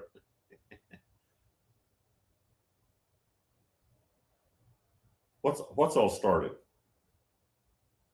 You need to study you need to study that, bro, before you start spreading that around, because I know people are spreading that around, and it's a pretty common thing that they're talking about. So yeah, I understand they're talking about it. What regulation? You guys need to be more plain what you're saying. I don't know what you're talking about. Trump is pushing the House to pass the Genius Bill that greenlights cryptocurrency. Yes, we talked about this last week. Nicole from DC had sent me some information on how that Walmart and Amazon. Yeah, I don't. You say sure is. I don't even know what you're talking about. You be more specific in what you say, because if you can help me out with that, I would really appreciate it. I do get loud. I'm like my grandma, my granny. When you talk to my granny on the phone, you held the phone way out here, because she starts getting excited, and my granny was always like, I'm just like Granny. But just call me Granny. I do. I get loud. So thank you for that. Yelling into the phone. It's okay. Hey man, I do. I get excited. I'm not yelling. I'm getting loud. Okay. So there you go. Thank you for that. All right. So when you send the information to me, please send more than just a couple of words, because I may not understand what you're talking about. So I got the yelling into the phone part. I'm getting loud into the phone. It's a different word. All right. Trump is pushing the House to pass the Genius Bill. We talked about the Genius Bill because of a article that Nicole sent me. Said this might interest you, and so I read it. And sure enough, it was interesting, because not the Genius Bill, but Walmart and all the big guys, Walmart and Amazon, are looking for ways to send money and transition money. What's going to change? And see, you're not telling me what's going to change. Tell me what's going to change in 3 months. I don't even know what you're talking about, because we're talking about so many things. Please be more specific in your information. And when you say that that's the regulation that is needed, I don't even know what regulation you're talking about. You're talking about the Genius Bill regulation. Okay, so I know it's kind of hard, but I can't understand. I don't know exactly what y'all are saying when you when you say those things. So please make it more clear for me if you would. You know me, I'm kind of slow. I'm 71 years old, y'all. Okay, think about that. So I don't even have a clue what you're talking about there. The regulation is needed. I think you're talking about the Genius bill, but I'm not sure. So if you could clarify that, please, that would be awesome. All right. So anyway, that's kind of what's going on with that. And yeah, I know he's pushing it. Uh, Trump has about 2 billion worth of cryptocurrency. Uh, yeah, Trump urges swift cryptocurrency bill passage as Senate-backed Genius Act heads to the House. Yeah, I'm very aware of that. Uh, yeah, because Nicole, like I said, sent me information on the Genius bill, and I'm very aware of that. They're trying, and the bankers going to lose a lot of money on that. The bankers going to use. I think they said they're going to lose like 111 billion, according to the article that Nicole sent me. 111 billion dollars going to be lost by bankers because bankers are the one that make all that money on that transferring money and all that. We need regulation in order to put the system together. Okay, see, like right there, like what system are you talking about?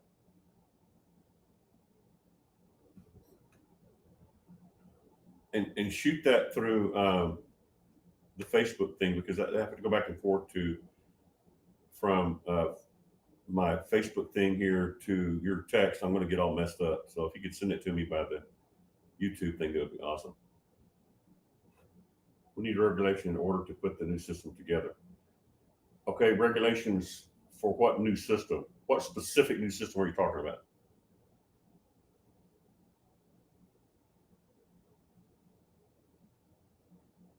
I'm very informed on a lot of information on all this. So when you say things, I'm going like, I'm not sure what you're talking about specifically. So you need to be more specific, please. Um, and you say, I think it's going to change in 3 months. You need to say what you think is going to change in 3 months, if you could. And and when you say sure is, I'm not sure what you're saying about sure is. I'm not sure what you're saying about any of that because I'm talking to several different people at the same time. So please clarify that for me if you would. All right.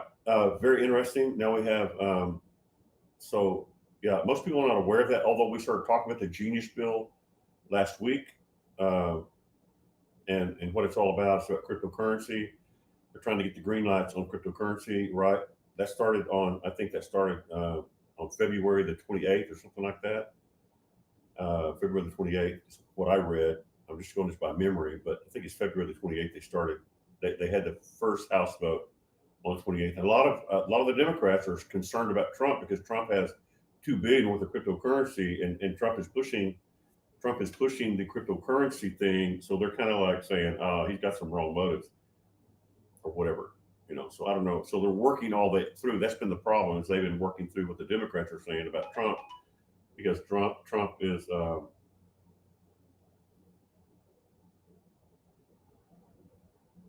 okay. I'm getting all kinds of information. I've talked to a bunch of people at the same time, so please help me out by being very specific with your information. Thank you.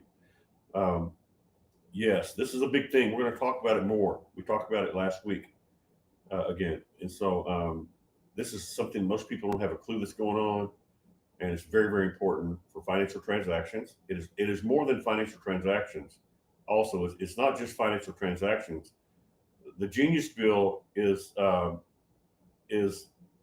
one of them is for financial transactions, but the other part of the Genius Bill is that it is about cryptocurrencies, and they have cryptocurrencies. They're also looking at cryptocurrencies, Glenn, that are backed by gold and silver, and they call it stable coins. STABLE coins. Stable coins. They're called stable coins. Uh,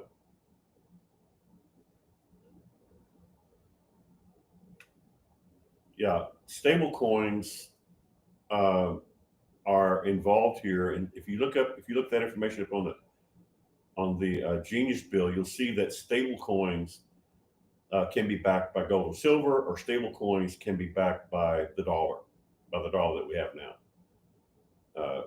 The fiat stable coins can be backed by fiat currency, by the dollar currency, or by gold and silver. And with the instability of the dollar, they're going to be finding themselves doing more stable coins backed by uh, gold and silver and other things. And so that's going to be a really big thing that's going on.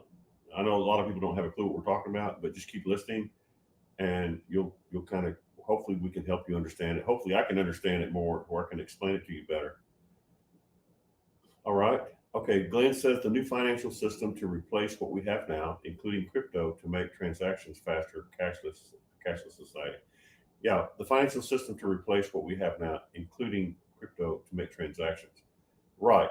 They are definitely about to get that done. I think you've talked about that before with the what's that system called that we have now? I can't think what it's called.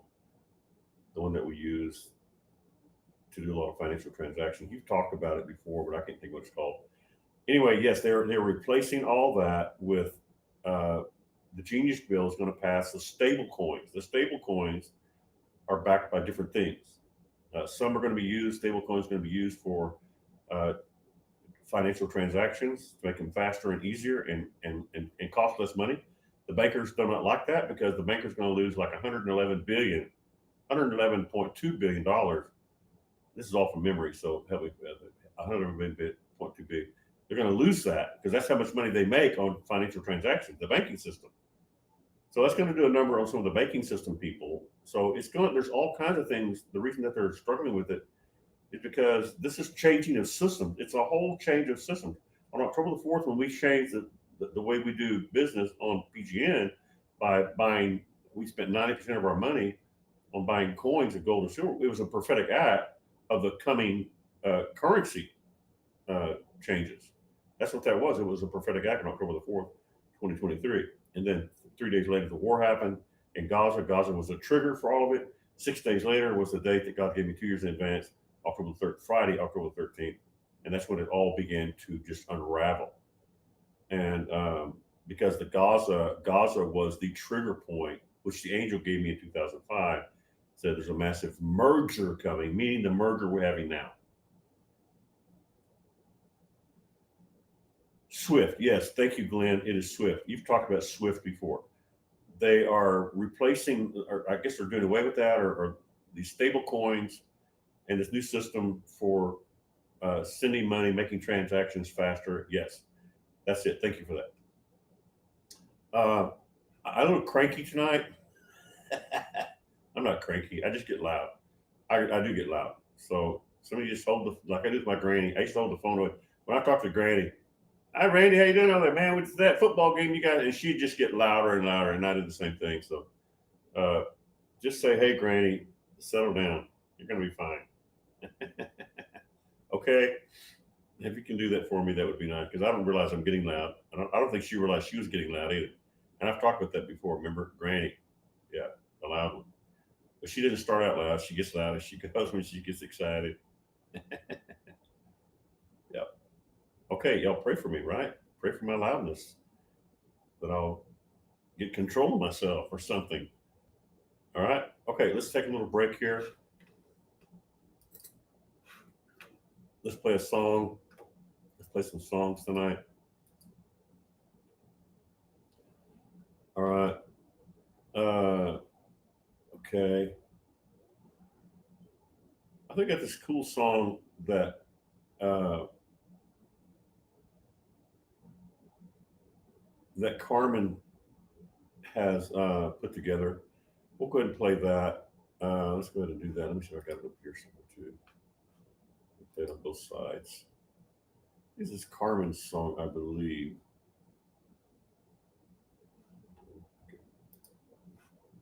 Yeah, let's play this song here. I'm going to take just a quick break and I'll be right back. All right, so here we go.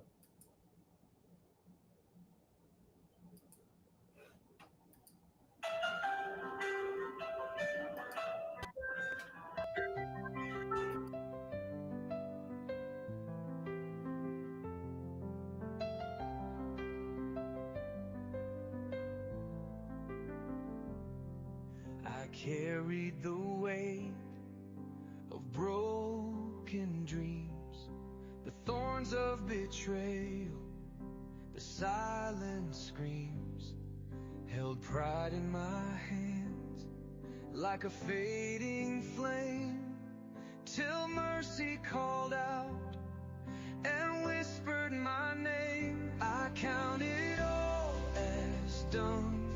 Every sorrow, every song unsung. You are my treasure, bright and true. I lose it all for the worth of you. Joy is rising, peace is breaking through. I lose it all for the worth of you.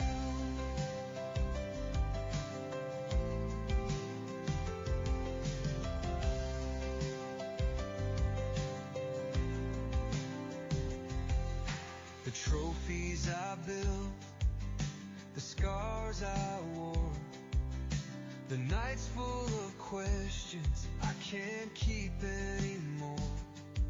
You gather my ashes and breathe in your grace. Now hope is my banner and love is my place. I count it all as done. Every sorrow, every song unsung. You are my treasure, bright and true. I lose it all for the worth of you. Joy is rising, peace is breaking through. I lose it all for the worth of you.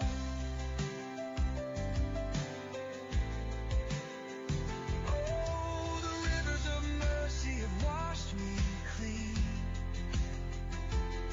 From the chains of my past to the hope unseen. You are my crown, my life anew.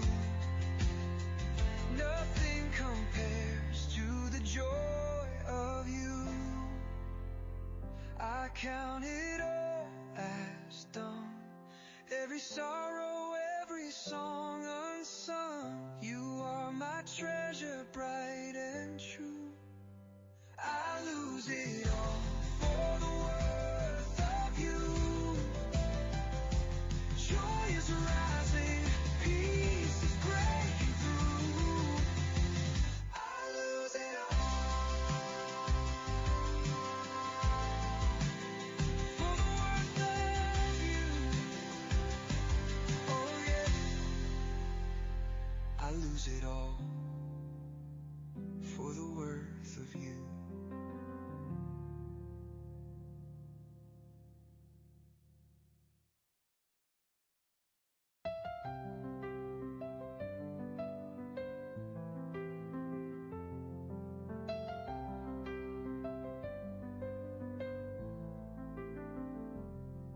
I carried the weight of broken dreams, the thorns of betrayal.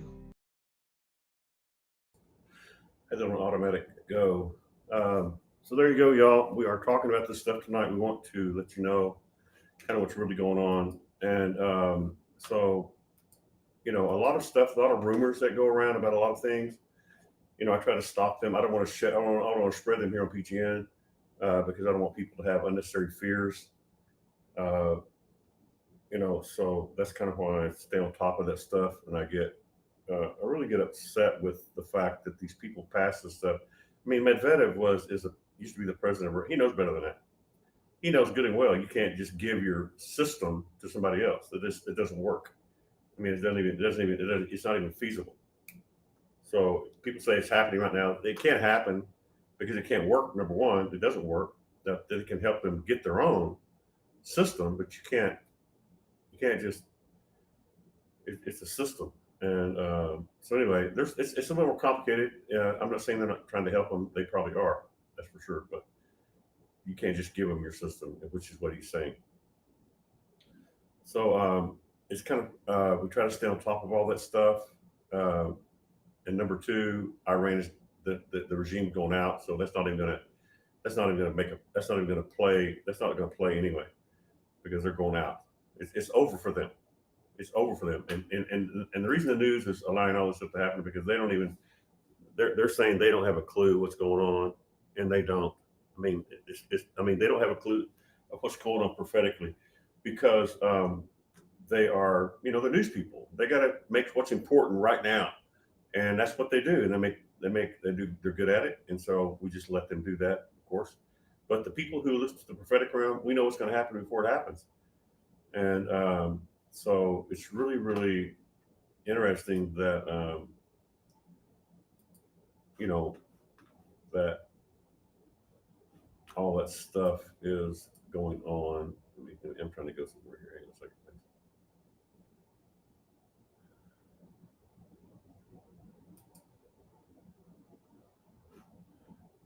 Okay. If you want to find that, go to Prophecy Social. If you want, just look it up, prophecy.social. Uh, you can look it up on there uh, and check it out. The feed where Glenn has on here. It has a lot of stuff on here, but you can you can see all of it right here.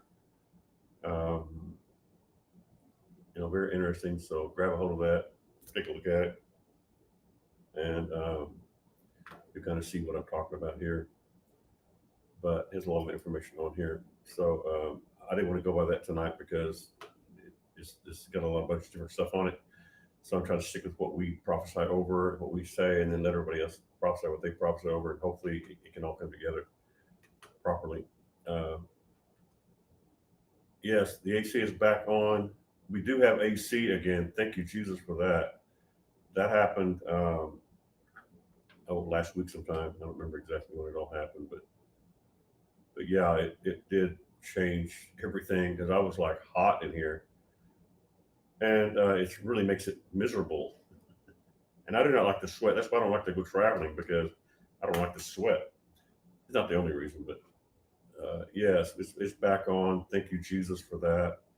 I'm now cool again. Dr. Mariri and I were trying to get together for a couple of weeks, and then it just didn't happen. So I kept telling him my air conditioner's still out. If you want to come, then come. But whatever, we still haven't got it together yet. Okay, Mike is saying, do you think that there is still a chance that they will attempt to assassinate Trump again? Or do you think that he will finish his term? I really don't know about that. That's a good question. Maybe one of the other prophets might have something on that. I really don't know. I would think that they would try to. I would think they would try to. I think that movie that came out that Tanisha talked about that she went and saw, and I went and saw it too because she told me about it. I'm going to go see that about. I forget what it was called exactly. If she's on, she might say something. But so so they you know so there's a lot of different factions that would love to take him down. It's a great question. I really don't know the answer to that one. Uh, if I do, I'll holler it out for you. I'll holler it out for you, man. Just like I did the guy, like we did with our brother from our other mother, Byron Stinson. When I hollered over the phone to him and told him that the two witnesses were coming to his house. That is hilarious, man. I still can't believe that happened, but it did. And if he was here, you can get on You can get on Facebook and ask him. I don't know if he'll be able to tell you the truth or not, but that's exactly what happened. So it's really funny. Really, really funny. So anyway, good to be here with you guys tonight. Thank you for being with us. Thanks for praying for me. Sometimes I do get loud. I get excited and I get loud. Like I said, I've told you all about this many years. That my granny was the same way. When you talk to granny, you literally held the phone out from your head. I could always tell when mom was talking to granny that she would hold the phone and just get this look on her face like, man, this girl talks loud. We all knew who it was. It was granny. And she was she was the most Christian lady of everybody. So maybe I can take credit for that, except I'm not the most Christian person, but I'm a godly individual serving Jesus. I'm serving Jesus with all my heart, that's for sure. And trying to move on, you know. So a lot of you know my wife passed away.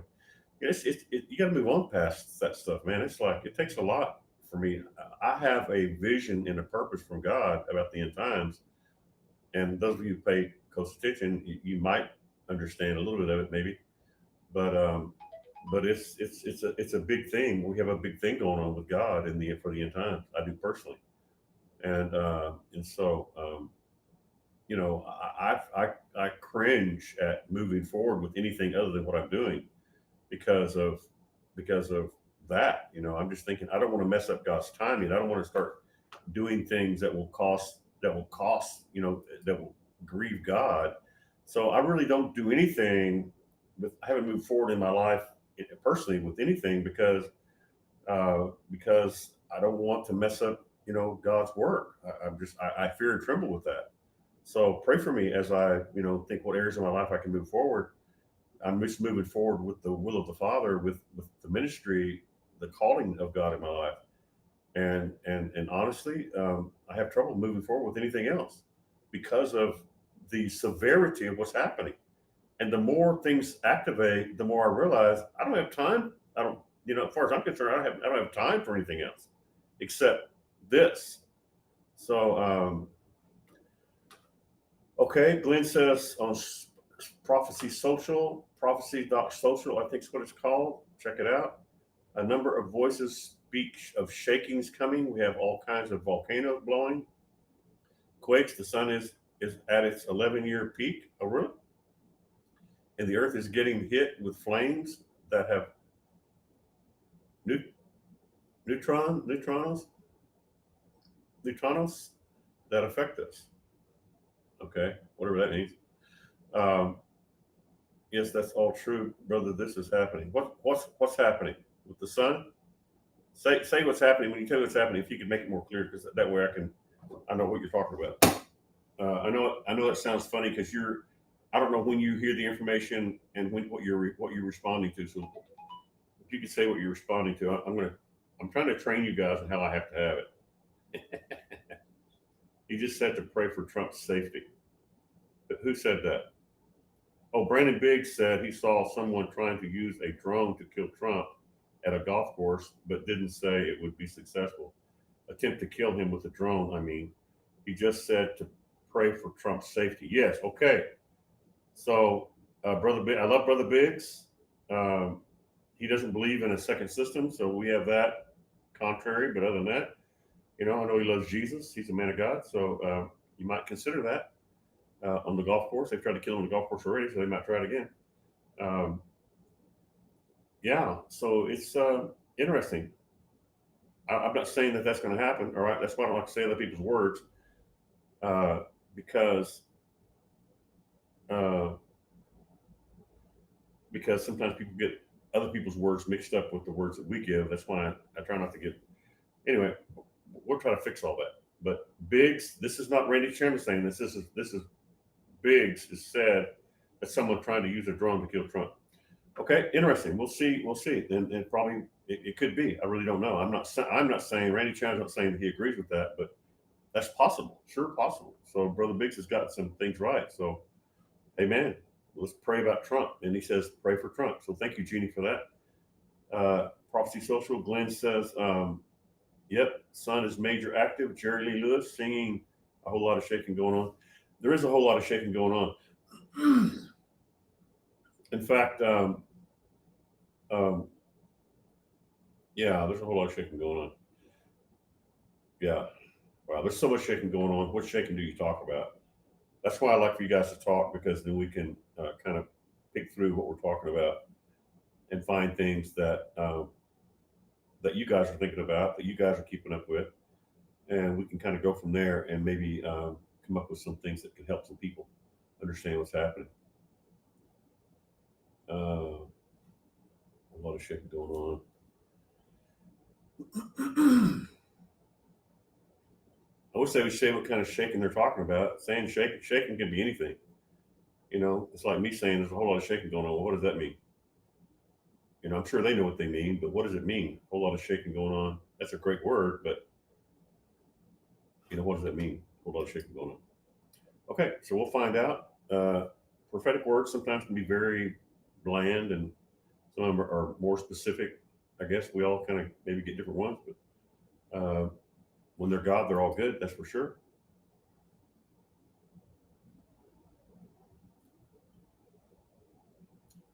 Okay, very good. All right, so we have covered a lot of territory tonight. Thank you guys for joining in with me and helping me out a little bit. It really does help when you comment, even if you don't agree with what I'm saying, I don't really care. Just say it anyway. Say if you don't agree, you don't have to agree. If I get wild and crazy and start yelling a little bit or start getting yelling is not the right word, Mike. It is speaking loudly. I get loud. Okay, so there you go. So next time you say it, if you could please say you're getting loud again, Chandler, then I'll go, oh, okay, thank you. All right, because I do get excited and upset. I'm a passionate person, so that's just what I am. So if it messes with you, I, I'll try to change if I can. I will try. Um, okay, the Prophecy Social was Glenn is saying that the new financial system to replace what we have now, including crypto, makes transactions faster, cashless. So he's saying that we need a regulation for all of that.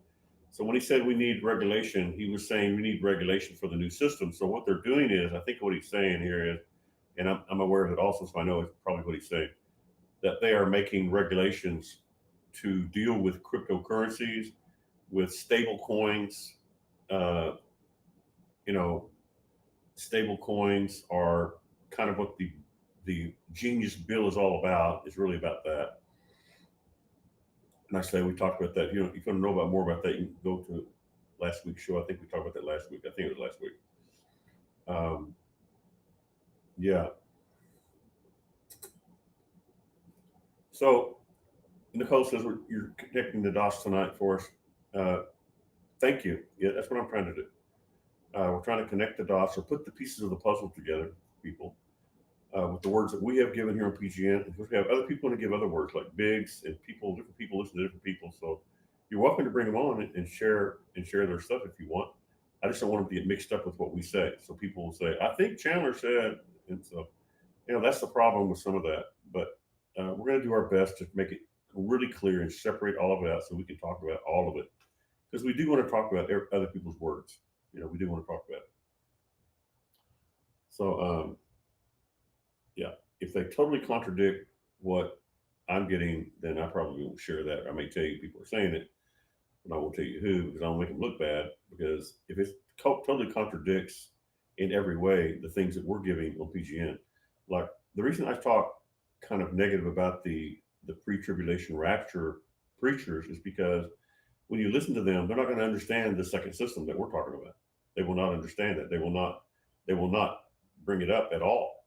They don't even believe there's only one system. That's going to be the system that's going to cut your head off or starve you to death because they're sure not going to give you food unless you take the chip or take the mark of the beast. But they are wrong, and it's all over the Bible. It's all over the Bible. So we talk about that too. We talk about the second systems, and so if you have a question about the second system or the which system is which. If you want to know about that, I would be glad to share that with you also. If you're not aware of the some people believe in the end time, they're going to pre-tribulation rapture people especially say we're not even going to be here, so we don't believe this. We think there's only going to be one system, and that's the Antichrist system. And if you're going to buy or sell or eat or buy food, you're going to have the mark of the beast. And we say that is not true. Some of it is true. It is partially true, but the partial truth of it is still wrong. And so what we try to share is that we've proven that there is another system that's coming out of Texas and that it's already basically being established as we speak, including what Glenn's talking about, the cryptocurrency and the Genius Bill. All is making regulations for the coming system, and it is coming. It is here and it is coming. All right, Glenn said there are so many garbage cryptos, 99% are junk. There are a few that have built-in tools to assist making things faster. 3 days right now, 3 seconds with the crypto setup. Okay, so 3 days meaning with the crypto system, it's going to be 3 seconds. The crypto system will cause things to happen. Right. Crypto is measured by three things: cost per action, speed of finalization, cost of power consumed. Okay, whatever that means. So there are many garbage cryptos. 99% are junk. I don't know. I'm not. See, this is what I'm not saying. This is me saying this. This is not Randy Chandler saying this. This is Glenn saying this, and so he may be right, but I'm not saying this. Okay, that makes sense to me, but I'm not saying it. Perfect. Okay. Uh, so they're changing everything into the stable coins or to the cryptocurrency system so that it can be cheaper and easier and faster. That's really what all of us, that's really what the Genius Bill, look up the Genius Bill. Just look it up and maybe take a look at it, see what you think about it, see if you can kind of start getting the process of learning about it through your head. That would be awesome. And then if you can, that would be really great. And you can start processing how all this works. Jeannie says, I know nothing about crypto. Me too. I really don't either. I wonder if there's one crypto that's better. Uh, I don't know. The people that I'm talking to, the people that I'm getting information from, is that they're the only the crypto that they even talk about that they say is unstable is the what's that one that's famous? I can't think what it's called. Bitcoin. Bitcoin. I don't have the information right in front of me, so I'm giving this all by memory. Bitcoin is, I think, the biggest one, right? And so they say that the reason they're changing the bill and making the bill, the Genius Bill, changing the way cryptocurrency works is that because, and they use Bitcoin as an example of how unstable that it is. So now they're making what they call stable coins, stable coins, all one word. Look it up, get a chance, look it up. So things are more stable because the cryptocurrency and the Bitcoin cryptocurrency is very unstable, they say. But the coins that I'm talking about, the stable coins, uh, are can are and can be backed by gold and silver, which makes them not so unstable. Right. So some of these cryptocurrencies are very unstable. They are very unstable. Uh, Bitcoin is one of them that they say is very unstable, and they keep telling people it's going to go up, it's going to go up. So I don't know. I don't know anything about. I don't know if that Bitcoin will fail. Okay, Glenn is saying Bitcoin will fail. I kind of, from the people that I list that I have done research with the new bill coming up, the Genius Bill that I have looked over their stuff pretty well and done a lot of research with that, is that they're saying Bitcoin is very unstable. So now the new bill is bringing forth a new coins called stable, stable coin, all one word, stable coin. I've already said it a few times tonight, but there you go, stable coin. So do your research. Please try to find. We were going to talk about it here on the show too, but maybe if you research a little bit and you kind of get in your head a little bit what's going on, we may be able to all put it together a little bit easier if we do that. Okay, so a stable coin is the new system that is more stable. So they're trying to find a stable way instead of like Bitcoin being unstable up and down. So they're doing it right now. They're passing those bills right now. And Glenn said, I'm not saying Randy Chandler's not saying Bitcoin will fail. I am not saying Bitcoin will fail. Glenn is saying Bitcoin will fail. That's what he's saying through Prophecy Social. I am not saying that. It may do it. It sounds like from what the news I get that it's not very stable, so that might happen. So I don't know. I don't have a word from the Lord about it. All right. So the best recommendation that I can give for you guys is to get involved and go to number one, do like I did when Nicole sent me that information on. She said you might be interested in this. She sent me the documentation. She said Walmart and Amazon are working on a way to process payments faster and cheaper. And the banks, through this new system that they're going to approve, it looks like, the banks will lose 111.2 billion a year per year. They're going to lose that much money through these new faster systems. So the banking system's going to have to like pick it up a little bit.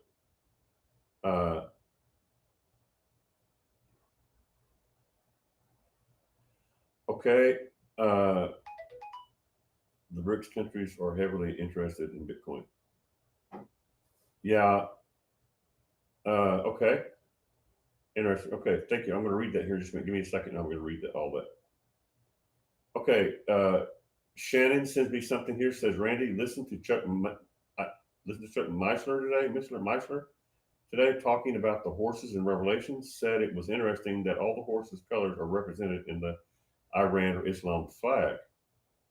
That is interesting. I think I've heard that before. I don't know much about it, but that's very interesting. That the horses in Revelation uh, are represented in the Iran's or Islam's flag. Uh, Also said the white horse could represent the false Messiah. Yeah, because he's riding in the company of the other horses, right?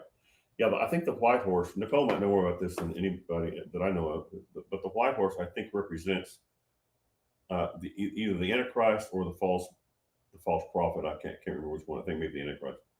The one on the white horse, like he's, uh, you know, like he's Christ, but he's not. He's the Antichrist, but riding a white horse.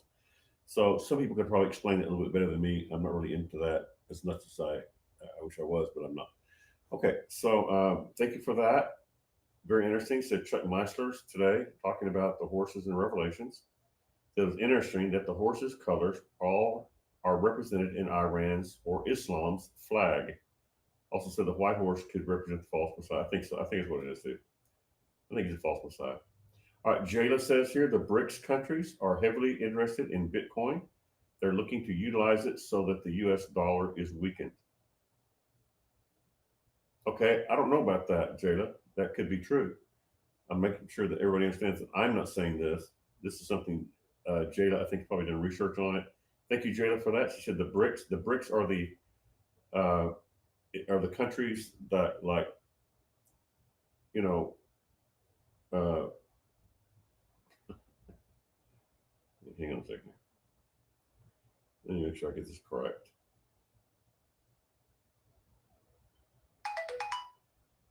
There you go. Thank you. That's what I was going to look up. I couldn't remember exactly. Yes, Brazil. This is the BRICS. BRICS represent. Thank you, Jayla. You are listening. Thank you for that. Represents the B is for Brazil, R Russia, I India, China, and South America.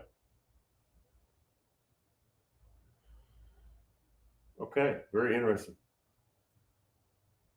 Yeah, I don't know. I know they're all into gold. Iran is a new member of BRICS as well. Yeah, well, Iran is about to change tremendously, so we're probably going to look at a lot of change with that.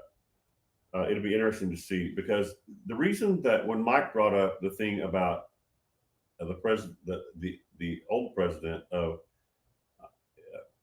Putin's president,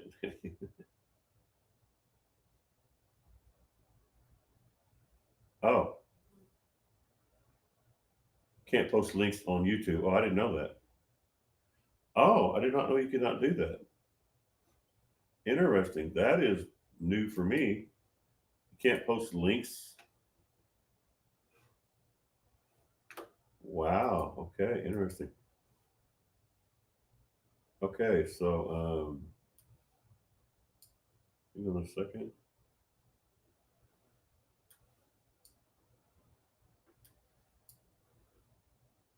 I'm trying to go through some things here, trying to get some stuff out of the way.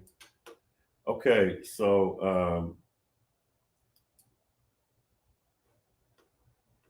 all right. 80% of Japanese banks set to embrace XRP for global payments by 2025. So, what does that mean? Give me some English here. Please give me some English. Speak English to me, man. Awesome. Okay, so try to explain that if you would. Um, by 2025, nearly 80% of Japan's banks will integrate Ripple's XRP into their system, dramatically improving cross border payments and remittance. Yeah, the whole system's going like that. It definitely is. I don't know what you want me to read out of that. I'm going to read the whole thing. It's a lot of stuff, dude. That's a lot of stuff. Okay, so I got it. I got you there on that. What does that mean? What are you trying to say? XRP will take over. Okay, XRP will take over what? The whole world. And what is XRP? Is XRP what is XRP in plain English? Please. XRP makes the Swift system do a transaction in 3 seconds. Oh, I see. Okay, so that's the fast. So the XRP is the same thing as the Genius bill is working on. The Genius bill, is that the same basic thing? XRP.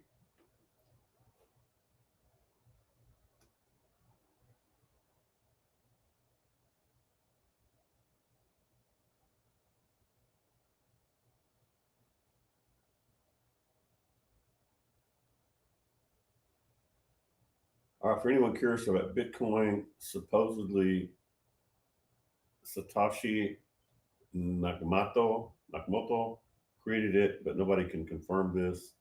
So people are investing in a realm of unknown red flags. Okay, uh, XRP is the best crypto with the best all around performance.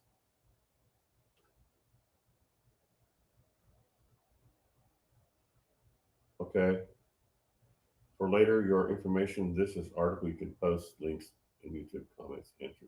Okay, thank you for that. I think that let me see what this is saying. Can you post links in YouTube? Oh, answer. Okay, I did not know that. Thank you, Nicole, for that. I will check that out later. Wow, I was not aware of that.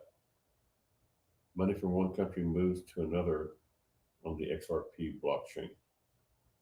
As Shannon saying that. It's a digital highway blockchain. Money flows across, uh, from one country to the next. And it's supposed to be cheaper and easier, right? Jeannie says the BRICS currently composed of 11 countries. It's 5 original members: Brazil, China, India, Russia, and South Africa, and 6 new members admitted in 2024 and 25: Egypt, Ethiopia, Indonesia, Iran, Saudi Arabia, and the United Arab Emirates. Interesting. Okay, Jeannie, thank you for that. Very cool. Um, yeah. Okay, speed. So Glenn is saying XRP is the best crypto. So crypto, what is crypto? So I mean, kind of give me crypto in plain English. Crypto is transferable. It's like that digital money. Crypto is digital money. Is that what crypto is? For the people who are totally ignorant, like myself, what is crypto exactly? Crypto. Let's see. It's digital currency. Yeah. Okay. Thank you, Jayla. Jayla answered that. That's what I thought. I didn't know how to word it exactly. Uh, okay. So Jayla's saying that it is digital currency. Okay. So here's the big thing with all this, y'all. What's it being backed by? Again, we're going to end up with a system that's not backed by anything, right? So what we have here is that the Genius Bill is passing the stable coins, which is what stable coins is digital currency. In other words, you know, but the ones that are going to be the best are what Texas is going to have, and Texas is going to have a digital currency, if you will, that is backed up by gold and silver, and without that, it's just not going to be good. That's why the Bitcoin, is not that great. They say because it goes up and down. BRICS still working on what they are going to use. Yeah, I don't think the BRICS know what they're going to use either for sure, but they're working on it. Uh, okay, Jana says it uses crypto cryptography, cryptography for security. Okay, awesome. And Glenn is saying, see, all these people got all these different things to say, so we're trying to separate it all out, right? Uh, so the BRICS, he says the BRICS still don't know what they're going to do, what they're going to use, but some people think they do. So I don't know. He also says social prophecy social. Glenn says the reason why Trump is pushing it through is America gets the upper hand. Yes, digital blockchain money. Okay, it is digital money. All right, but what's it backed by? What is all this stuff backed by? And that's where we're heading with the Texas system, and the Texas system uh, that parts of the Texas system, but Texas is going to be the hub because Elon Musk is in Texas. Uh, has his own little city now in Texas, up near Austin, and he is securing himself uh, for for for security purposes, and in that area, and he has satellites all over the globe, which he he is a Texas boy now, and I believe that whether he's saved, knows Jesus or not, doesn't make any difference. Really, he is like a businessman who is going to be like Joseph and Pharaoh, as we've talked about many times. Joseph and Pharaoh. Pharaoh was a guy who believed in. He was a sun god, called the sun god. He was the one who believed in many gods, and Joseph was the guy who believed in one God. But they became very good friends, and they worked together to save the world, to save things. So that's just how God does it. Why he does it, I don't know. He just does. So I think that Elon Musk, coming out of Texas, the fact that he has all the satellites, and Texas is going to have uh, the gold and silver bullion system, and we also now have the Texas stock market, or stock exchange is what they call it, TXSE, Texas Stock Exchange. I'm saying all this by pure memory, man. I mean, in my mind. So it's amazing I'm doing it by the grace of God. Thank you, Jesus. So we have the Texas Stock Exchange here now in Dallas. In Dallas, I'm in Dallas now. It's in Dallas, and in July it should be up and running good. A lot of money's coming into it, and Texas is going to be the hub of the global second system. The Antichrist system is going to be one system. You can't buy and sell without taking the mark and saying Jesus Christ is not the only way to the Father. You may be able to talk about Jesus, but you can't say Jesus Christ is the only way to the Father. You can't say it on that system, on China, Russia, on the BRICS, or whatever they're going to call it, system.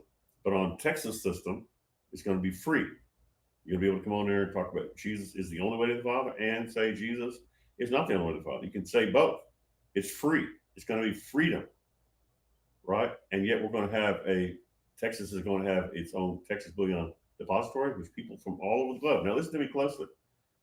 Listen to me really close. Texas is able, people can buy gold and silver and have it shipped without ever touching the gold and silver. You can have it shipped to the Texas Bullion Depository in the state of Texas, in Austin, actually, the capital. You can buy gold you can be in Africa or New York or China, and you can buy you gold and silver over the internet, mainly through the Elon Musk internet, SpaceX internet that he has set up all over the globe. You connect up to that. You can buy your gold and silver from China or wherever you're from and have it shipped. You pay them to have it shipped to the bullion depository where it's actual physical backing up of your currency, whatever currency you're using. It will be backed up by gold and silver, which is the safest, the best way, the way America used to be before they changed it. Yeah, before they changed it all. Now the whole world is going after gold and silver. The whole world is. All these countries, these BRIC nations, are all going for gold and silver. There's a reason for that. Okay, so Texas is going to be the other system that will have you can have your own debit card, and you can buy gold and silver from anywhere in the world, have it shipped there. You need to make sure you use a legitimate gold and silver site. Make sure you use a legitimate gold and silver site, and they will sell. Just give them the address, and they'll ship there. I've already tested all this stuff out. I've already proven all this stuff out. This is how it works. Okay, so that way this system will work around the globe, right? And it'll send you a debit card, and you can buy your stuff in China through the debit card backed by the gold and silver that you have, which is the safest way to have that money. Right, it's the safest way.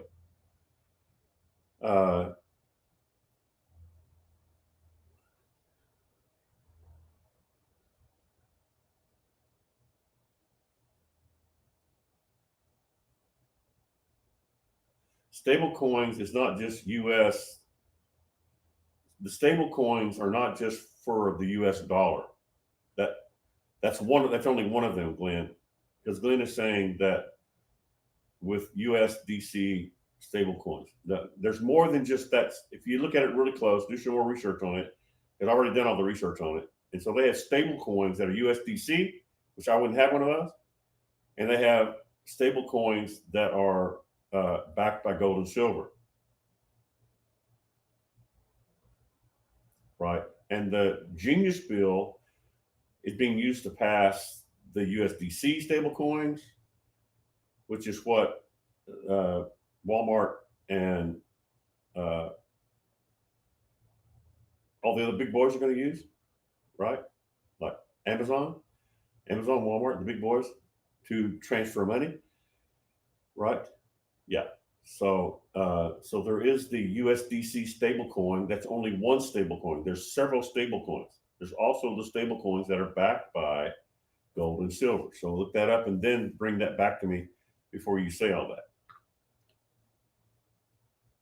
The USDC, United States digital currency, right? But I'm not sure exactly what you're saying. But there are stable coins that are connected to the dollar, and there are stable coins that are connected to gold and silver.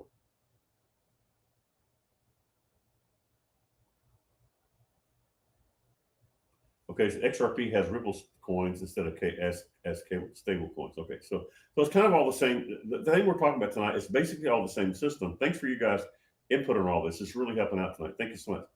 Um, I know that they have decided what I know they have to decide what it will be. XRP also, but here's the thing: Trump is working with the bill right now. Trump is working with the bill that has to do with stable coins, right? Trump is working with the bill that has to do with stablecoins, which is the Genius Bill. That's the one Trump is working with, right? He's probably working with other ones too, but that's the one he is getting behind that bill called the Genius Bill. The Genius Bill is not XRP.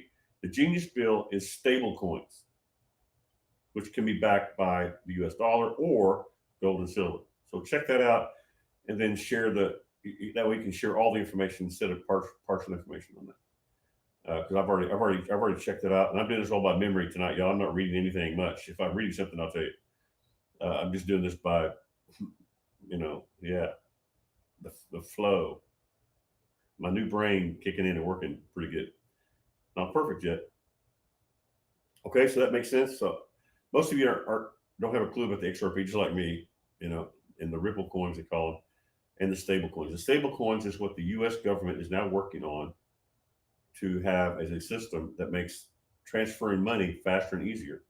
So XRP may not even be around long. I don't know. It may be in another part of the system. It could be. I really don't know. But stablecoins is what the U.S. government is working on as a system, and some of those stablecoins are backed by the dollar, and some of them are backed by gold and silver and other things. Okay, so dig into that a little bit, please, and that way we won't give people partial information. We will. He says XRP will take over. I don't know if it's going to take over or not. Uh, but stuff like that is going to take over for sure. We know that's going to happen. So we know XRP themes like stablecoins and XRP are going to take over faster, easier, cheaper, and more easily. That's why Texas is going to be able to people going to be able to buy gold and silver around the globe, have it shipped there, have a debit card, and they'll have all kinds of ways to have money. The Texas system is just going to be the hub of a global system that is going to be around the globe, contrary to the Antichrist system, which will put you in bondage. Our system is going to say you can say Jesus is the only way to the Father or not. You still come on and be a part of our system. Their system, the Antichrist system, is going to say you cannot say Jesus Christ. It's going to be against. That's why it's called Antichrist. Does that make sense? It's Antichrist because you can't say Jesus Christ is the only way to the Father. You can say Jesus Christ is a wonderful guy. He healed people, he delivered people, but you cannot say he is the only way to the Father. You cannot say, and that's what makes it Antichrist. I know I've repeated that a few times, but okay. I don't think all this information is going to help a lot of people. We need to keep it pretty simple. Uh, XRP is the mainframe level. Yeah, maybe it very well could be. You need two levels. Okay, great. That may be true. I really don't know enough about XRP.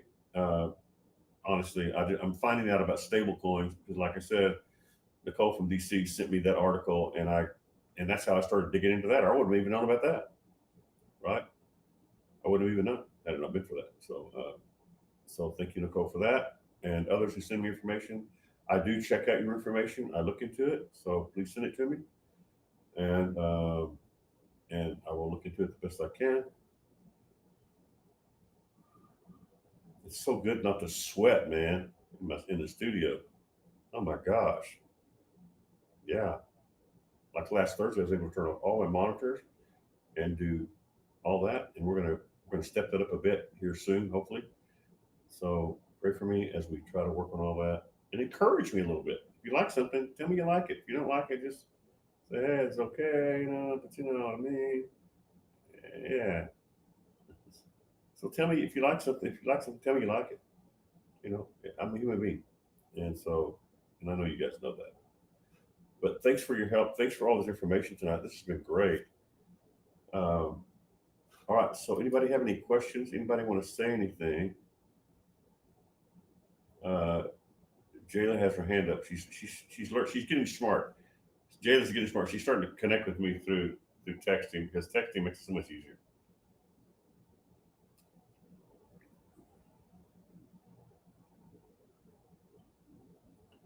Uh, okay, Kim Clement has a word. Had a vision about the source of energy in the future. He didn't understand what the energy was exactly, but he said he saw the X, the letter X. The something he couldn't make out uh, was the letter P. He also saw the letter P. He also saw a tree.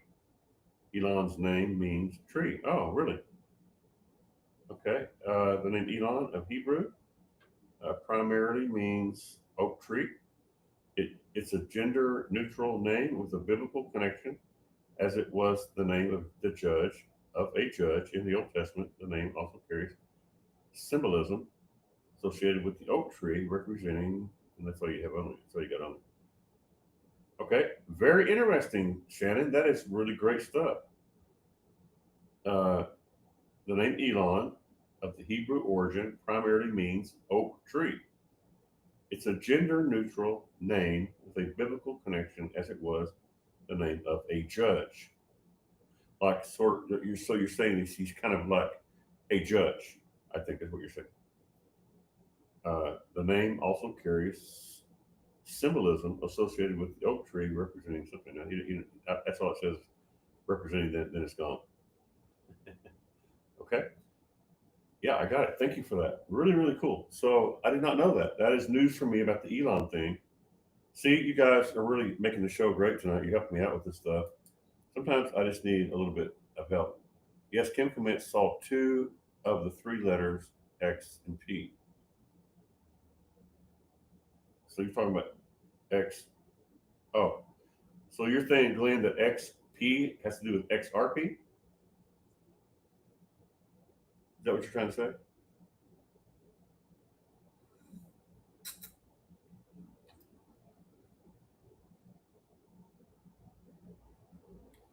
Saw two of the three letters XP. Interesting. Okay.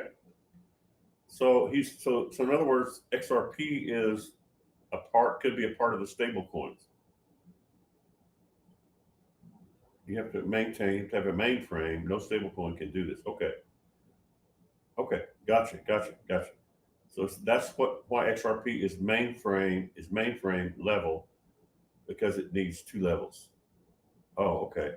Uh, okay. Great. So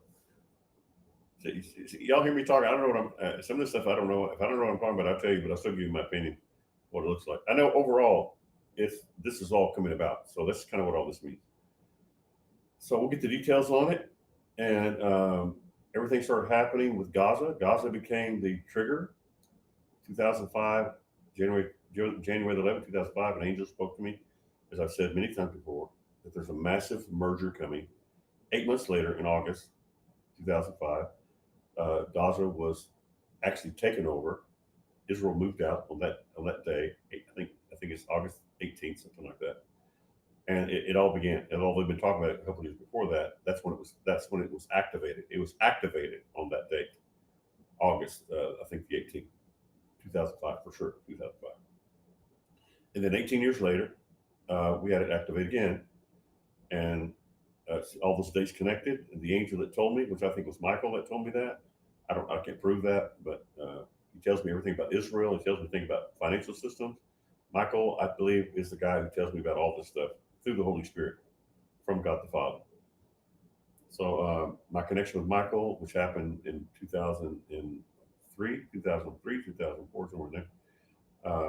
I had a connection with Michael and Michael the Archangel. And after that is when I started getting all this information, including the market mantle. Uh, yeah, so very, very cool. Okay, y'all. Let's play a song. I'll play one of, let's play, uh, another one. Let's play this. Let's play. There's another one in the fire. There's another one in the fire. Another one in the fire. Okay, y'all ready for another one in the fire? We'll play a song and we'll come back. And if you have some more questions, text them to me or get on Facebook or YouTube or whatever and get me there. All right, let's play this song from our friend, from Nicole's friend, Nicole's fiance, I believe he says. They say. And there you go, my brother Daryl.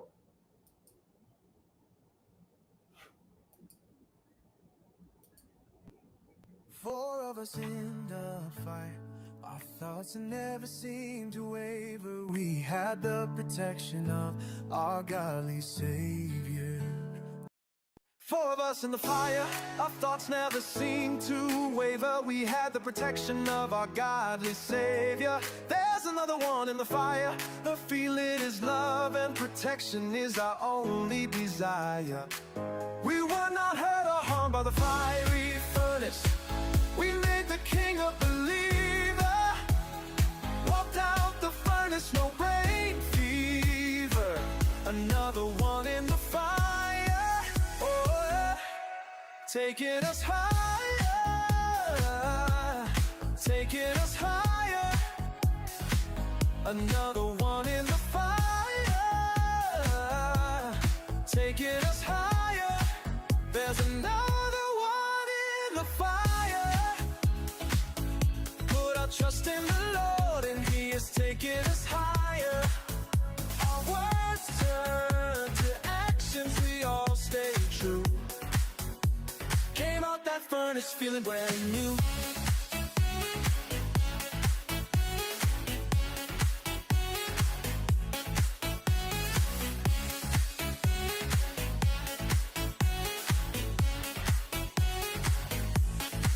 Four of us in the fire, our thoughts never seemed to waver. We had the protection of our godly Savior. There's another one in the fire. The feeling is love and protection is our only desire.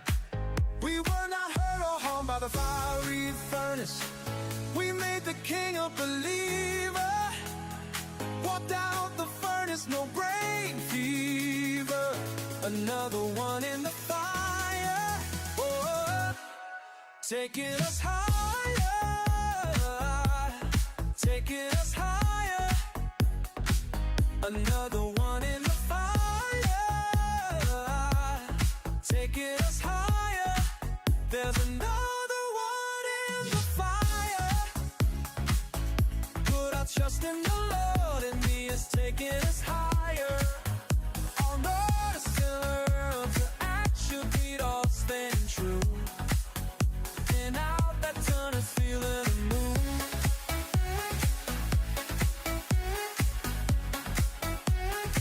And just another one in the fire.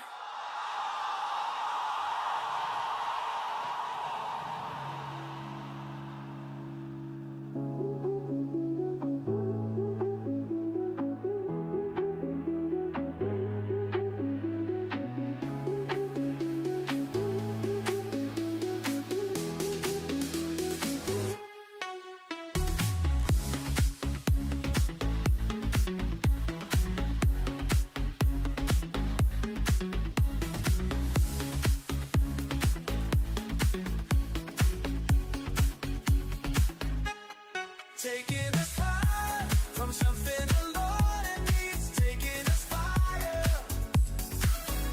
Our words turn to actions, we all stay true.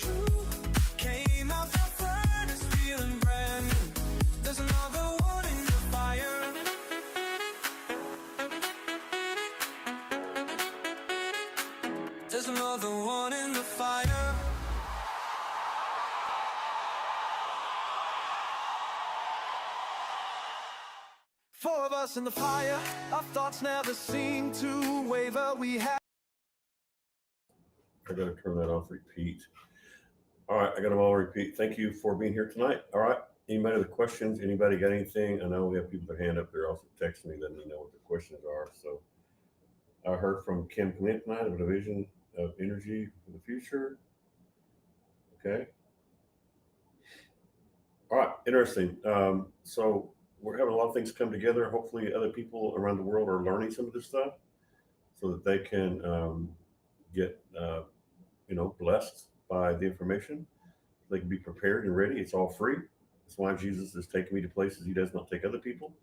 Other people want to go a lot of places. I know there's a lot of great people out there with great information, prophets and whatever. But the secret place, the secret in the secret place, I guess you could say, God takes me there because I don't sell things. Because I give everything away. We give it. PGN gives everything away. If I ever find out anybody selling anything on here and trying to get me to push it on PGN, probably because they don't know that we don't do that, I will never do that. If I find out about it, we will not do it because we don't sell anything. I don't want to pump anything. I want to push anything on here that's being sold. All right, I just don't want to do that. And if not, there won't be times that we will make that mistake. Hopefully, not ever. But it'll all be accidental and not because whatever. It'll not be on purpose. All right, we give everything away. That's why Jesus takes me to the holy of holies, and not just the holy place, but the holy of holies. That shows me things that are coming that He will not show other people. Uh, it's not that it's just because I don't sell Jesus. I don't sell Him, and He likes that. He likes it a lot. So that's the way we're talking about all that, and that's kind of what's going on. Okay, so we've gone a lot of places tonight. It's been a great night tonight.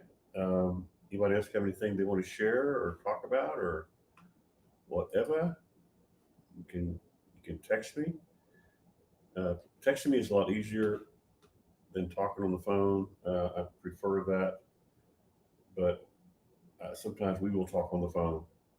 But it's so much easier for all of it if we can just get it on here. But yeah, we will definitely use the phone to talk to people and get it on the air when the time's right. All right, y'all. Anybody else have anything else? Any other subject you want to talk about tonight? Any other subjects? Mike wanted to talk a little bit tonight about the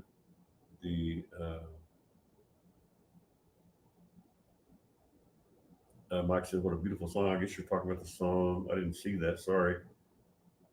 Um, it must have been All for the Worth of You" by Carmen. Yeah, that's a beautiful song. Carmen wrote that song, and it's really, really great. You think there's still going to chance that there will be a temple? I read all that. Um,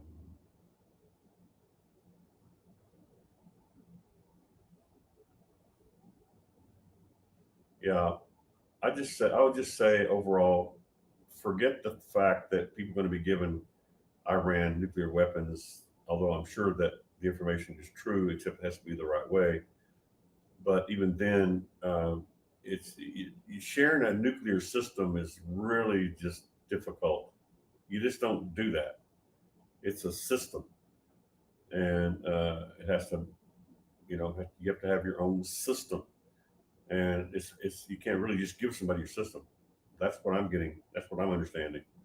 So that's why, and plus it doesn't even matter because is the word that we've given it, and looks like it's being confirmed big time that finally they're bringing out all that stuff, which I didn't know exactly what it was going to be about the Azerbaijan. So they a guy whose his father was the prince of Iran, the Shah of Iran, uh, is now coming out and saying that he wants to rise up like a lion, and he is called a lion. Probably with Netanyahu and them, they all knew it all along that the lion was going to rise up, and the lion was the Shah's son. I don't know how to pronounce his name. You just look it up for yourself. But if you want that video, I can get that video for you. But I just have to send that by text. So if you want that video about that, him saying, putting down a Khomeini and putting himself in there, which his system is exactly like Azerbaijan's. I say exact, secular. It's secular. It is not religious. It is just like Azerbaijan's. They're free. Israel and Azerbaijan get along. Israel and Iran will get along because they're going to have the Azerbaijani same as system as Azerbaijan. All right. So that's been working for a while. I got that information, as I said earlier, 2007, 2008. Shared it again for the first time, I think, ever on the show in 2024, April the 15th, 2024. If you want to listen to those, about 2 hours into the show, go to Spreaker, it's Spreaker, not speaker, but Spreaker, Spreaker.com, and look for Randy Chandler or PGN, and you'll find it for that date, April the 15th on Monday, and you'll hear us talk about it. Yeah, right there, about 2 hours from the show. So that connection is amazing. I mean, God is just good, y'all. That's all I can say. I mean, it's unbelievable. Shah of Iran's son, the lion, Netanyahu calls his fight against Iran nuclear sites the rising lion, or the rising of the new Shah of Iran. That's now I'm just connecting that just today. Wow.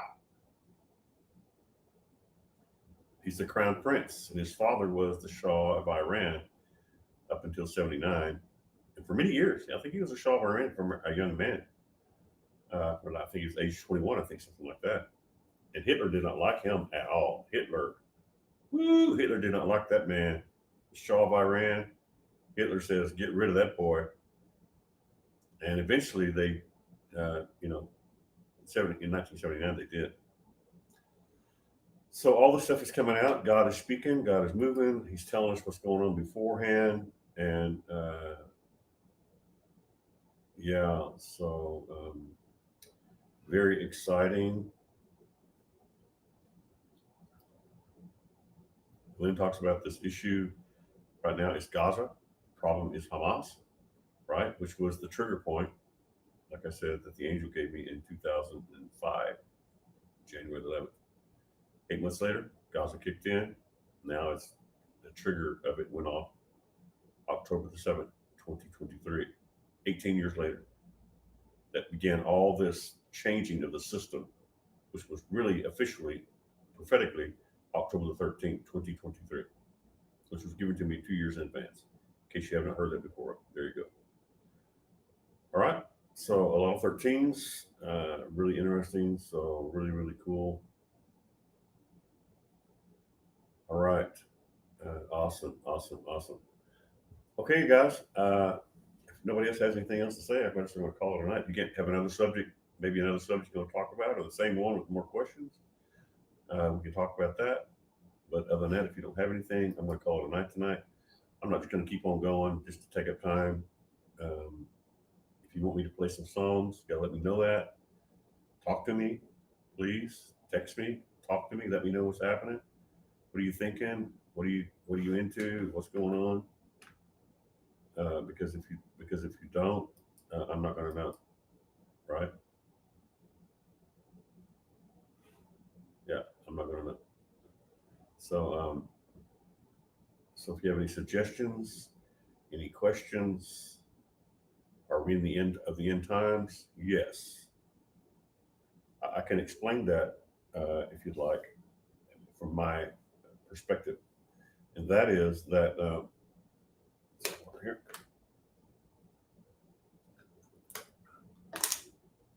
God spoke to me before uh, when President Biden got elected, and said um, that the things he had shown me the very day he got elected, the spirit of the fear of the Lord rose up in my belly and said, the things I've been speaking to you about are about to come to pass. Will now come to pass. And that was in 2020, right? 2021. No, he won the election by vote on November, what was it, November the 11th or something, whatever, I can't remember the date, but This was a great first start week. This was a great start to the week. Yes. Thank you, Nicole. I think it's been pretty good. Thank you for that. Thanks for letting me know what you're thinking. If you guys don't talk to me, I don't know what you're thinking. You know, I'm a prophet. I hear from God, but I hear from God about other things. I'm a human being. I also enjoys, just saying something. Say something. Say, you know, your your nose really looks nice, or something like that. My nose it's big. It's always been big. But hey, I couldn't help that. This is family. And anyway, so the reason that I believe that is because when Joe Biden became elected, the very day that they announced that he had won the election, I should say, in November, the Spirit of God rose up in me, and the fear of the Lord said, "Everything I've spoken to me about is now going to come to pass." Well, everything He's spoken to me about is what about the Antichrist, about the crash of the system, um, the two witnesses, all that. That's what he. That's what I knew. That's what he meant when he said that, and I talked about that on the show, by the way, several times. And so, so that plus everything else. If you're new to the show, everything else God has shown me uh, about the timing and all that, it just all began to unfold. 2022, we gave the name of the Antichrist. I've held on to that for like 12 years, 12 or so years. Um, I think Michael was the one who showed me that because he always shows me things about Israel and about financial systems for some reason. I don't know why. Um, but I don't have any proof of that. That's what I think. Because after I had my visitation with Michael, the archangel, I started getting information that, have come to pass one after the other. And I guess you could say he knows. God tells him stuff that he meant it. So he passes it on to me because we are connected. We are connected. It's hard to believe, but it's just the truth. And so I have a son named Michael, and so that's kind of interesting. But yeah, so because of that, what God spoke to me when President Biden won the election, uh, the night they announced it, he said it's now going to all come to pass. And then we watched the name of the Antichrist be unlocked. 3 days later, the red heifer showed up. Before that, he had given me several indications of the market, given me specific information about the stock markets, about global markets that came to pass precisely, specifically, amazingly. So a lot of things, a whole lot of things. So and then the 13th were amazing. The fact that on October the 4th, 2023, we bought gold and silver. 90% of the account was currency for a prophetic act for the new currency, which is now all you've seen it all develop with the Texas thing and the currency, whole currency change of everything, XRP, the stable coins, all of it is all a part of the prophetic act that we gave on October the 4th, or did on October the 4th. And now gold and silver, of course, the sign that it was God, the gold and silver just went straight up, basically. And, it doubled, more than doubled in value. So, wow, that was a sign. And then 3 days later, the Israel war, the Gaza war started, which was the trigger for October the 13th, which was 6 days later. Right? So this is mind-boggling. Mind-boggling. And then we're watching Gaza and all Israel now. The words God gave me in 2007, 2008 about the Israel attacking the regimes, the Iranian regime nuclear sites. Now that has actually happened. That had never happened ever in the world. I saw it like an earthquake, something I can understand what it was because the bombs went down so deep. I guess when the Trump kind of helped bring that to pass, but Israel had attacked those sites, before that, a few days before that. Then Trump comes along, sends it down there, makes it like maybe what I saw. I don't know. But I didn't see that happen in the natural. But I saw it like it shook the earth, like went down deep because they had to go deep because I knew they had them down there deep back then, back in 2007. I knew they had it all down really deep. So that has now happened. That has now basically come to pass. Israel now hit them again today, the same exact sites, trying to make sure that they're taking it out. So it's been an interesting uh, few years actually, to watch this stuff little by little come to pass. So the more it happens, the more I feel responsible to God to give all my moments, every second of my life to Him, which I think I did already, basically. But give every moment of my life to Him without being distracted by anything, not ministry, not people, not money, not anything, to can distract me from that. And that's the battle that I go through. God, I'm ready to move on. I want to move on here. I want to move on there. How come? What's going on? And it's like inside of me, I can't move on with anything because of that. Because my calling cannot be interfered with because it is extremely vital that I be one with the Father, one with Jesus and the Holy Spirit at all times. Okay, so I'm talking about major events in my life, like little things here and there every day, but major events. So I'm like very fearful. I think it's a God fear of making changes. Yeah. So as you can tell, if you listen much, where I'm going, where this is going, what's happening here, and it's very talk about shake, rattle, and roll, man. Shake it, baby, shake it was the word we were. I was I was actually singing that song, shake it, baby, shake it. Well, then after we got the word about everything being shaken, and brother, was it ever shaken? Mm-hmm. Yeah, has it ever been shaken? That was a shake it, baby, shake it night that night. 2 hours into the show, I start prophesying about Israel hitting them with their nuclear sites. Wow, big explosion like an earthquake. Like, oh, what is that? I can't even know what that is. Then the regime change, all in one night. Those two words have now basically mostly come to pass. Not completely. The regime change, everybody's talking about it now. In fact, you hear you hear the reporters on TV, on CNN and Fox, where no, don't be talking about that because that's not. We got some other things to talk about because they already know what we're saying. Believe me, these people listen to what I say because they know what I say has something to it. Because I know it's the Lord, and I don't know anything about the Lord, but they believe me. They keep up. People say you don't keep up with your stuff. You ain't got nothing to go on. You barely got any people. You barely got any stuff. Yeah, that don't mean a hill of beans. People are smart.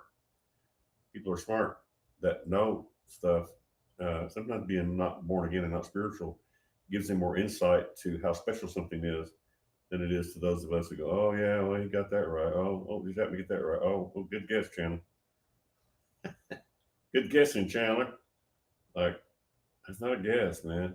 It's the light of the menorah, the oil of Jesus shining, revelation of heaven. That's what it is. So people are going to get it eventually.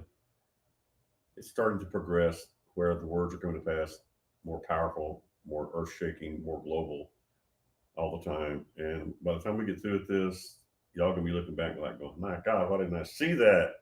Why didn't I see that, man? I didn't see that coming.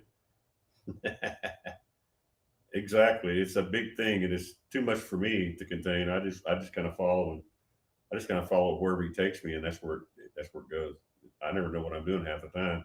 It's just stuff he shows me and then for some reason I want to talk about it. I want to talk about that right now. I don't know why I want to talk about that, but hey, and 34 days later, boom, 13 months later, boom, you know, it's all happening. It's all happening. Stuff that's never happened before. How much how much is it going to take to wake people up? I mean, what's it going to take? I don't know. A lot. It took a lot to wake me up. He's still waking me up. So, all right. So it's all happening just like God said. Randy knows nothing. Randy knows absolutely nothing except what I see the Father show me. And if He doesn't show me, and if I don't understand it properly, I can mess that up. And so far, we've done really good. So we're really blessed. God is good, and He knows how to work with people like me who really don't know unless He shows me. And I'm just so ignorant. I don't know unless He shows me. Literally, just like Joseph said to Pharaoh. Pharaoh says, "Oh, I heard you interpret dreams." He goes like, "If God reveals," and I understand that. Believe me, I understand that literally. Some of you do too. All right, I'm going to call it a night tonight, everybody. So uh, I guess Nicole's my last one tonight, saying this is a great start for the week. Thank you for that. That makes me feel good. I thought so. I don't know how good we did on explaining everything. Hopefully, okay. Had a lot of help tonight. Thanks for all my help. And I get loud sometimes. I do. I get excited. I get loud. So I'm not mad. I'm not angry. I am excited and I am intense. And yeah, that's just the way I am. So love it or leave it. Love it and just endure it. Maybe something like that. All right. All right. Just try to endure it if you can. And just try to try to listen to the word of the Lord so you can be up on what's happening. So you won't be in total shock. Maybe shocked. I'm shocked when I see it happen, and I know it's going to happen. But I'm shocked when I see when that guy came on and said, he's going to have a Iran back. He's a Shah of Iran, the crown prince of Iran. His father was the Shah of Iran. Now he's coming back on a video. Today I saw it for the first time ever. It says, I'm going to have a government just like Azerbaijan. He didn't say those words, but he said a secular government. That's what Azerbaijan has. And that's why Israel and them going to get along.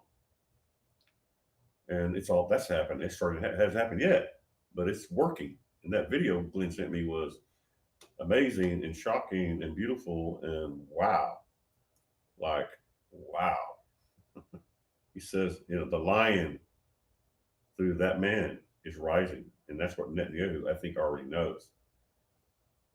So connect that up, would you? All right, I'm going to go 99.